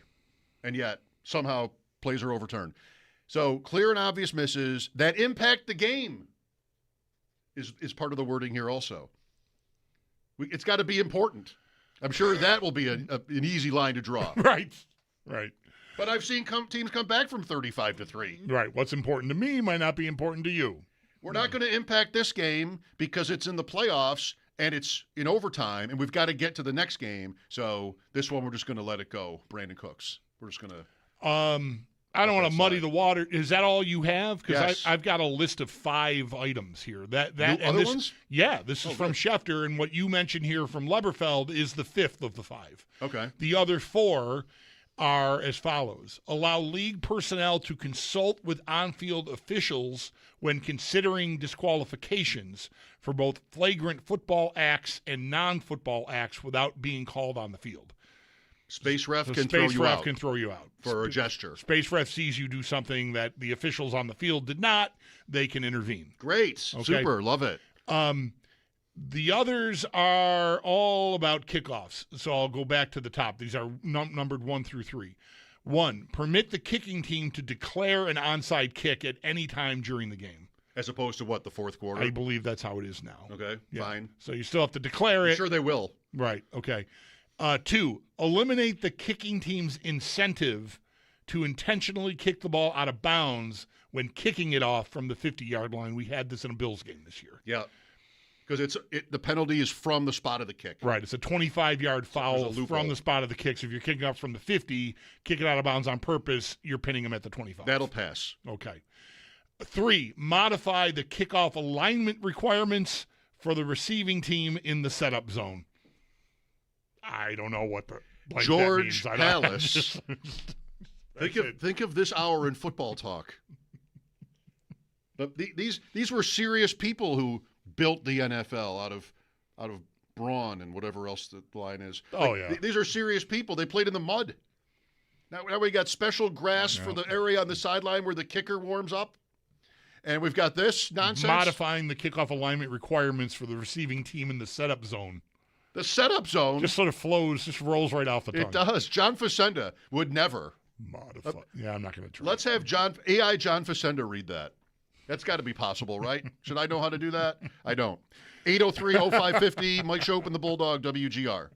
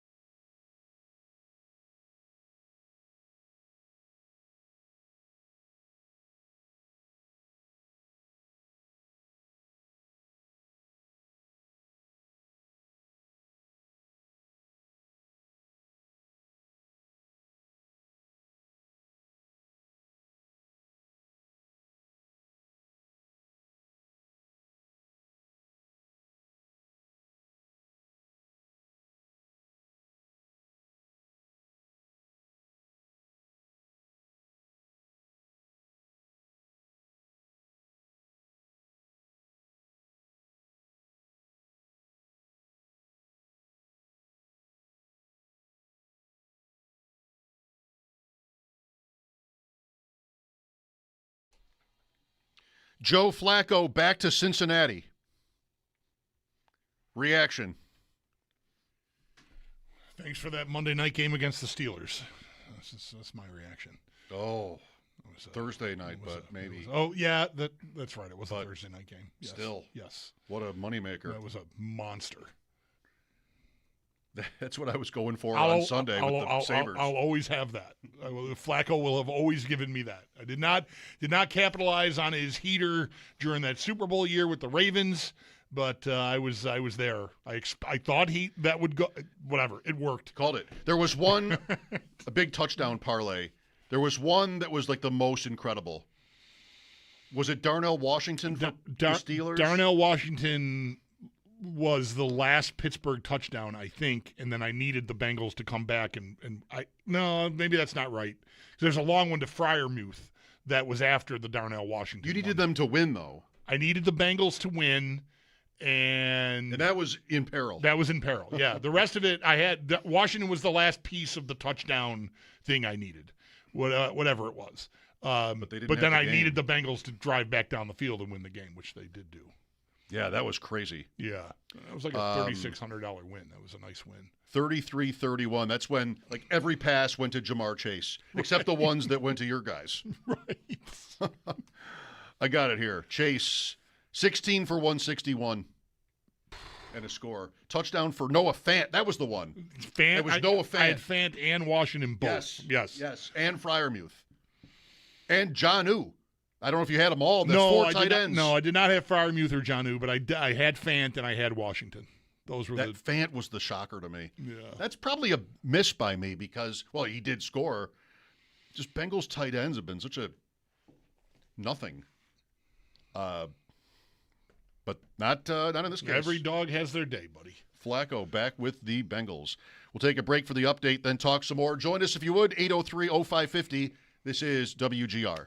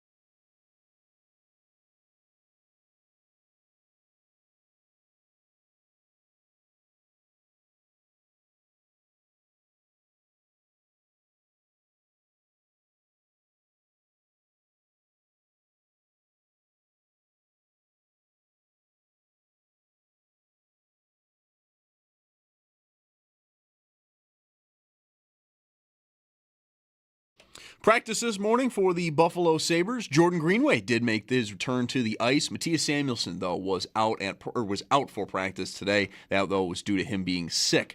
And the Sabres injury report, it is brought to you by Hamburg Overhead Door. Is your garage door injured? Call the experts at Hamburg Overhead Door to get your door healthy again. We also heard from head coach Lindy Ruff earlier this morning. He joined Jeremy and Joe. And if you'd like to listen back to that conversation, it is over on the Odyssey app or our website, WGR550.com. And not too much longer until the Sabres are back in game action tomorrow night when they host Boston. Today, though, 15 games in total across the rest of the NHL. Some notable matchups to keep an eye on include Boston hosting Toronto, Ottawa at the Red Wings, and Montreal hosting Carolina. Those 3 games are all at 7. Then at 7:30 over on TNT and HBO, the Wild are at Tampa Bay. And speaking of Tampa, but going over to the NFL, Bucs linebacker Levante David announced his retirement after 14 seasons in the NFL, all of which were with the Bucs. And then baseball is back. Opening night is live on Netflix tomorrow, March 25th. Aaron Judge and the New York Yankees clash with Rafael Devers and the San Francisco Giants. And will be opening night, Yankees-Giants. It's live on Netflix tomorrow, 8 p.m. Eastern, 5 p.m. Pacific. That's your Paddock Chevrolet Sports Update. Paddock Chevrolet with you for the extra mile since 1935. I'm Zach Jones from Western New York's Voice of the Fan, WGR.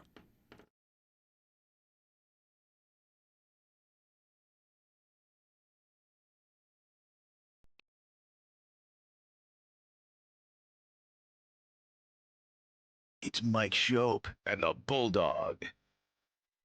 I don't think that's a very good attitude. It's Mike Schopp. You don't think? You don't think? I don't think you should be butting in when I'm talking to my team. You're my assistant, okay? You're supposed to back me up and go get me juice boxes when I tell you. Now go get me a juice box. You know who you're talking to. It's the Bulldog. I'm talking to the juice box guy. You're crazy. I'm not crazy. I'm just thirsty. Why don't you go to hell? No, you go to hell. While you're there, why don't you grab me a juice box? I'm no juice box boy, I'll tell you that. Yes, you are. No, I'm not. Yes, you It's are. Mike I'm not. Schopp Yes, you and the are. Bulldog on WGR Sports Radio 550. Didn't mean to scar Sal earlier with the Brad Park name drop. Or anyone else for that matter, I guess. That's right. Then Sal went and said that he mentioned him last night himself at a function. So Brad Park on the brain, living rent-free forever with all of us. Yeah. Weren't there like roughly were guys coming off the Sabre bench to slide to try to block that shot? Like I just remember there being bodies everywhere. Strewn. Yes, strewn. The Sabres were strewn. Strewn around the zone, trying to get in the shot. It was just a mess. Oh, what an image. Yeah. That was. It was like a jailbreak or something in their zone, and everybody running around and falling, just trying desperately to keep the puck out of the net. Yeah. Unsuccessfully. Oof. Game 7 overtime. Nothing like it. Oof, boy. That is tough. But then Sal did come around to say something like, let's play him and beat him, Boston. Yeah. You know? That would feel really good. Yeah. I haven't watched the Bruins. You just watched them on the weekend, right? Detroit. Yep. I haven't sat with them in a little bit, but the last time I did, and I was reminded of it when we were talking a couple of hours ago with longtime Bruins beat guy Fluto Shinzawa, now with The Athletic, and he mentioned Casey Middlestat. And, like, he's second line, and it's been really good. And, like, I watch the Bruins, and I see Middlestat, and this is – I'm just being honest. You know what my reaction is? I'm not losing to this team. You're Casey Middlestat's your second-line center. He used to be my second-line center, and my team blew. Like, I'm not losing to you. Okay. That's a little bit of where I'm at there. I can also do that. I mean, last year during the playoffs, I would have reacted that way when I saw Corey Perry on Edmonton's power play. And then he scored like 10 goals for them, 6 of them on the power play. Like, so, shut up, Bulldog, maybe is, in order at times. But come on. I mean, there's a lot more there than Casey Middlestat, but that's not taking me down. Not this year. The year that they've had. Come on. If they get the Bruins, they're not losing to Casey Middlestat. It is true the Bruins finished behind the Sabres last year. I looked at were that last. too while we were talking to our guest because I wanted to make sure. I mean, I knew they missed the playoffs. Actually, what I went to look to make sure of is that was just a one-off, that they hadn't missed the year before, and they didn't. And 2 years before that, they set a record or something for wins. They had an incredible regular season. And then lost to Florida. 2 years ago, then lost to Florida. And they were up 2-0 in the series, maybe. And there's late in Game 3 a big save on who is it? Bobrovsky makes a save on somebody, and Florida wins that game, and then they end up winning the series. But they were on the verge of going down 3-0 in the series, and obviously didn't. But anyway, yeah, I mean, come on, Casey Middlestat. Well, you can do that with everybody. I know it's a certain player because of having and I liked him all right here. It's just not. I don't know. It just doesn't strike fear in me. Like looking at the oh no, how am I going to deal with that guy? I mean, you got to deal with other guys there. McAvoy's great. Pasternak is great. Geeky's had an incredible year. So they got other guys. But anyway, would Cousins be a version of that? No, he's better. If yeah, the Sabres drew Ottawa, and he is. I mean, last night he's playing with Brady Tkachuk last night. So I assume that's their top line. I think he's mostly been their number 2 center, but he was up playing with Tkachuk last night, and he's had a good year. Like Owen looked it up while we were watching the game. He was like, is he sort of stabilized? And even more than that, like he's on track to have basically the year that got him the big contract to begin with. He had 30 goals and like 60 points, I think, that year, and then got the big contract. He's right on that pace. Right on that pace. Like 24 goals, 50 points already. So he'll probably get to 60, maybe. I don't know. It's a point. Anyway, he's having a good year. Like it's been good for him, I think. Whatever was bothering him here, he just never was approaching being that level of player here. It was years over years that it just wasn't working, and the change of scenery's done him good. It didn't. They made the playoffs last year. They got bounced by Toronto in round 1. I didn't feel like it was a win for them at that point. Like he wasn't impacting them really. But this has been a good year. Like the trade. That production you would take from your second line center all day long. And like I said, last night he was playing up with Tkachuk. They had a big injury last night. And out a while, Thomas Chabot got, all of this. I mean, this can happen tomorrow. Okay, but any night you're watching a game, JT Miller cross-checks Chabot in the right forearm. And just grabbed it off the ice. It was right near the end of the period. So I think his leaving the ice ended up being like his teammates all went behind him because it was the end of a period. But he's out. I think they don't have a definitive timeline, but a while. And that's an important piece there. Like especially lately, Sanderson has been out. He's their number 1D. Going to say that. And he's been injured. And I'm not sure I think the timeline is getting close. Like he may be back soon. But Chabot, especially without that dude, has been carrying a lot of the mail. And even when Sanderson's there, I think Chabot is their number 2 power play guy. That's a big loss. What do they have tonight? They are in Detroit tonight. That's right. Gibson is playing again for Detroit. And Ullmark, I would assume, would go tonight. They used Reimer last night, and holy cow, the Rangers last night. I watch a decent amount of it. It's Kenny Albert when he's available, and Dave Maloney. And Maloney, at some point during the first period, said, like, this guy must hate Chris Drury. Like, he was just unloading on the Rangers. It's the home broadcast. Wow. I mean, imagine that happening here. Embarrassing, weak, effortless. Like, he was just above and beyond.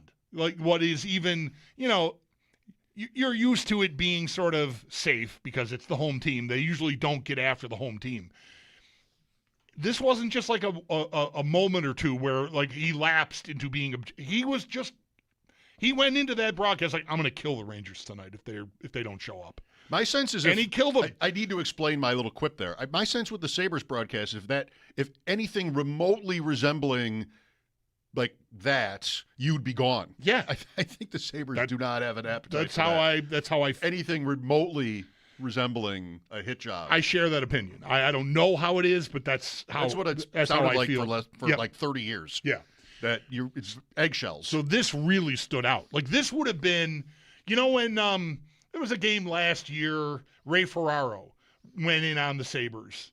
He was between the benches, and he was harshly critical. I would say appropriately so. This was way beyond that, even. Right? That's a national broadcast, which you don't have. You're gonna maybe to a degree tell us how it is or how you think it is anyway, and not be worried about ESPN coming and saying, hey, you were too mean to the Sabres, right? Exactly what it should be, right? This is the Rangers telecast, and I mean he was just hammering them. I almost wanted to rewind and record and post it just because I couldn't believe it was happening on like a home team broadcast. It was great. I mean, if you're a Ranger fan, I think you really would appreciate it because, what are they doing here? Which way are we going? Obviously the wrong way. That really stood out to me last night watching that game. I guess it would. Yeah. I mean, I didn't watch the game. But they went, their first shot on goal was like with 6 or 7 minutes left in the first period. And it literally dribbled to the goalie. Like it was a point shot that deflected a couple times and just sort of landed 5 feet from the net and and the goalie just put his hand over it. Like that was it. It was so weak. Like, oh, that's a shot on goal. It was really something. And they had, I think, 10 shots the whole game, the Rangers. Oh. They lost 2-1. Reimer made 9 saves. And that was one of them. And that was one of them. The dribbler was one of them. That was his first save of the night. And officially, I only know this from following someone at NHL.com. I don't know, Dan Rosen, Mike Morielli, whoever. Somebody said this morning, like, actually, they went back and found a 10th shot. There was a 10th. So the game ended with only 9 shots on goal, they thought. But they found another shot. Remember that Leafs playoff game in New Jersey? Oh, my gosh, where they had like 5 shots or 7 shots on goal. They did not get to 10. Right. That was my team. That was not a great night. You don't say. Ottawa at Detroit. Detroit minus 128. We also have Columbus at Philadelphia. Columbus on the road minus 134. Philadelphia's made a little bit of a move. I'm not really watching them, though. No, me either. Islanders home to Chicago. Islanders minus 164. They needed that win over Columbus. Here's a little. You want a little something? Chicago. What are they on the? What are they on the puck line or the money line? Plus 136. Okay, to win. They are getting Anton Frundell is thought of as maybe one of the best prospects in hockey outside of North America. He was playing in the Swedish league. The top Swedish league this year, and their playoffs wrapped up, and he's making his debut on the wing with Bedard tonight. So I'm going to put you're on Chicago. I'm going to be on Chicago just for fun. 6.5 is the juice total. The juice of a hot shot. He's 18 years old still. He'll turn 19 in early May. Is he on the list of players you can bet to score a goal? 3rd overall pick last year. What's the name again? Anton Frundell. Frondell? There he is. Yep. He's the one guy without a picture. Plus 300 to score. All right. Next. Get me out of Chicago. Toronto at Boston. Boston minus 194. Minus 200. That's pretty sizable. Carolina at Montreal. Carolina is favored on the road. I could get into the Canadians there. I'll go Montreal there. Yep. Colorado at Pittsburgh. Colorado on the road, minus 172. Tampa.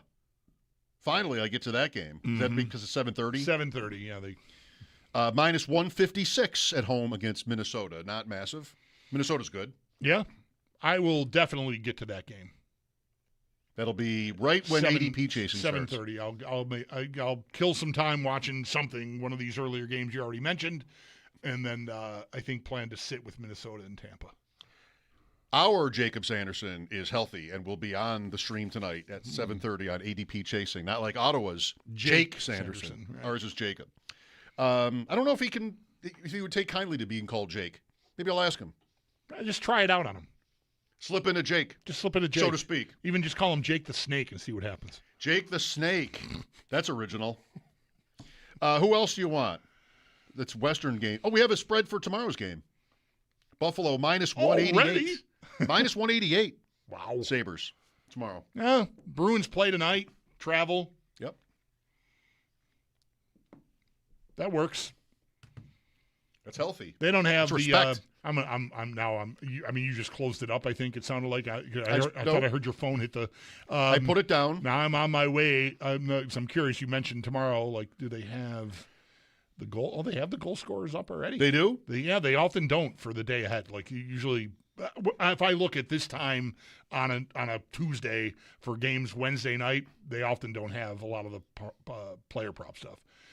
Plus 4,000 for Tage for the hat trick. That's not a bettable number to me. I had a picture sent to me of a winning parlay from the Ducks game. I saw that too. Yeah, $2 bet, and he nailed 4 goal scorers, I think. Doan, Quinn, Benson, Power. Yeah. Man, this is your world. Yeah. But I had those 2 with the Ducks guy. With one was Power and one was who did I also lose on? Maybe it was the Tuck one. But I don't know. You had got it. Yeah, right. Got the over. Got the Sabre guy. It wasn't going to be, plus 125,000 like this one. Right. Yeah. But when Power scored in the third, I got off my butt. Like that was. Yeah. Right. Here we go. Yeah. Close to a big win, big night. Got the one with Doan at least. So that's good. What else? Zadorov came up. We'll have that interview with the Boston Reporter coming up. 13th year in the league. Yeah, that's been a career. He wasn't the last piece we heard. I still remember leaving. We're draft night. This is the Ryan O'Reilly trade. Yeah. Right at the 15 draft. That is right. So before they make the selection, I think the trade happens. I think the trade happened right before the draft began. Mm-hmm. And so I leave downtown. We're at the arena working. We get off the air, going to Canada, basically for the summer is what that is. Like that's late June. Like we're moved up there. Like all right, it's a Friday. Here we go. And we start hearing word on our coverage of the trade. And it's Zadorov. I'm like, I really like Zadorov. I liked Zadorov more than Ristolainen the whole time. I don't know who's had the better career, but whatever. I liked Zadorov. He was a little meaner, I thought. Anyway, so, tough.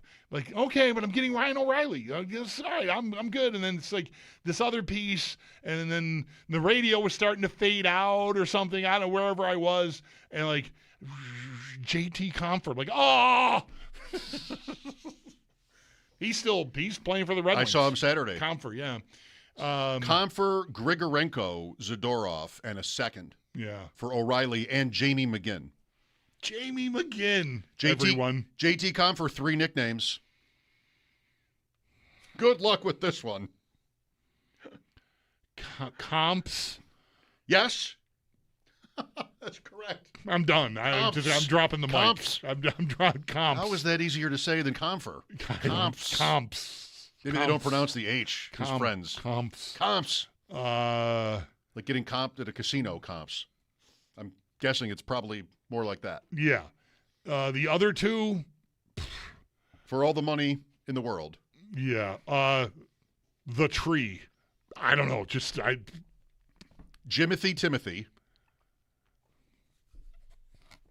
Okay. It's hockeyreference.com, yeah. so it's official. You know it's right. Yep. And 877 goals now. Those are his 3 nicknames. 877 goals now? Yeah. Is that like a jingle? Yeah. Something of the sort. Right, yeah. I'm thinking of the jingle for the cars. Cars for kids? Cars for kids. That's what I was thinking, too. Something about, is the sevens? Yes. Why do you both think of Cars for Kids? I don't know, it's just that jingle. It might be the sevens. 877. Yeah, I don't know. I don't remember the number for that, so I don't want to say anymore. Wow. You'd hate to give Cars for Kids a free plug. Yeah, Jim. No, I'd love to give him a free plug. I'd want to get the number right if I were doing it, which is why I wanted to stop, because I didn't want to give out the wrong number. Jimothy I don't know the number, Timothy. but I know the song. Right? Donate your car today. People do that? I guess. They donate their cars. Wow. Yeah. Living well. I guess. I mean, that's a franchise right there, that Cars for Kids. Yeah. They must just sort of reap in cars. They're just probably so many cars have been donated. Reap in cars. Yeah, they just have what a success story of an organization, it seems. Man, I can't wait to get home and tell my wife I nailed Comfer's nickname on one Yeah, side. I'm sure that's a proud moment. Comps. 6'7", 255 Zadorov, by the way. Oh, yeah. Scored in that Detroit game. I think that was the winning goal. He's a nasty. It wasn't a good goal. He is a nasty, nasty individual. He really is. He's big and mean, and mostly plays like it. Like he'll hurt you. Thompson and Zadorov, that's a serious collision. Yeah. We might see that. I don't want any part of a knee-on-knee there. Thank you very much. Oh, God, I can almost see it. Yeah. Yeah, he's nasty. That's tomorrow night.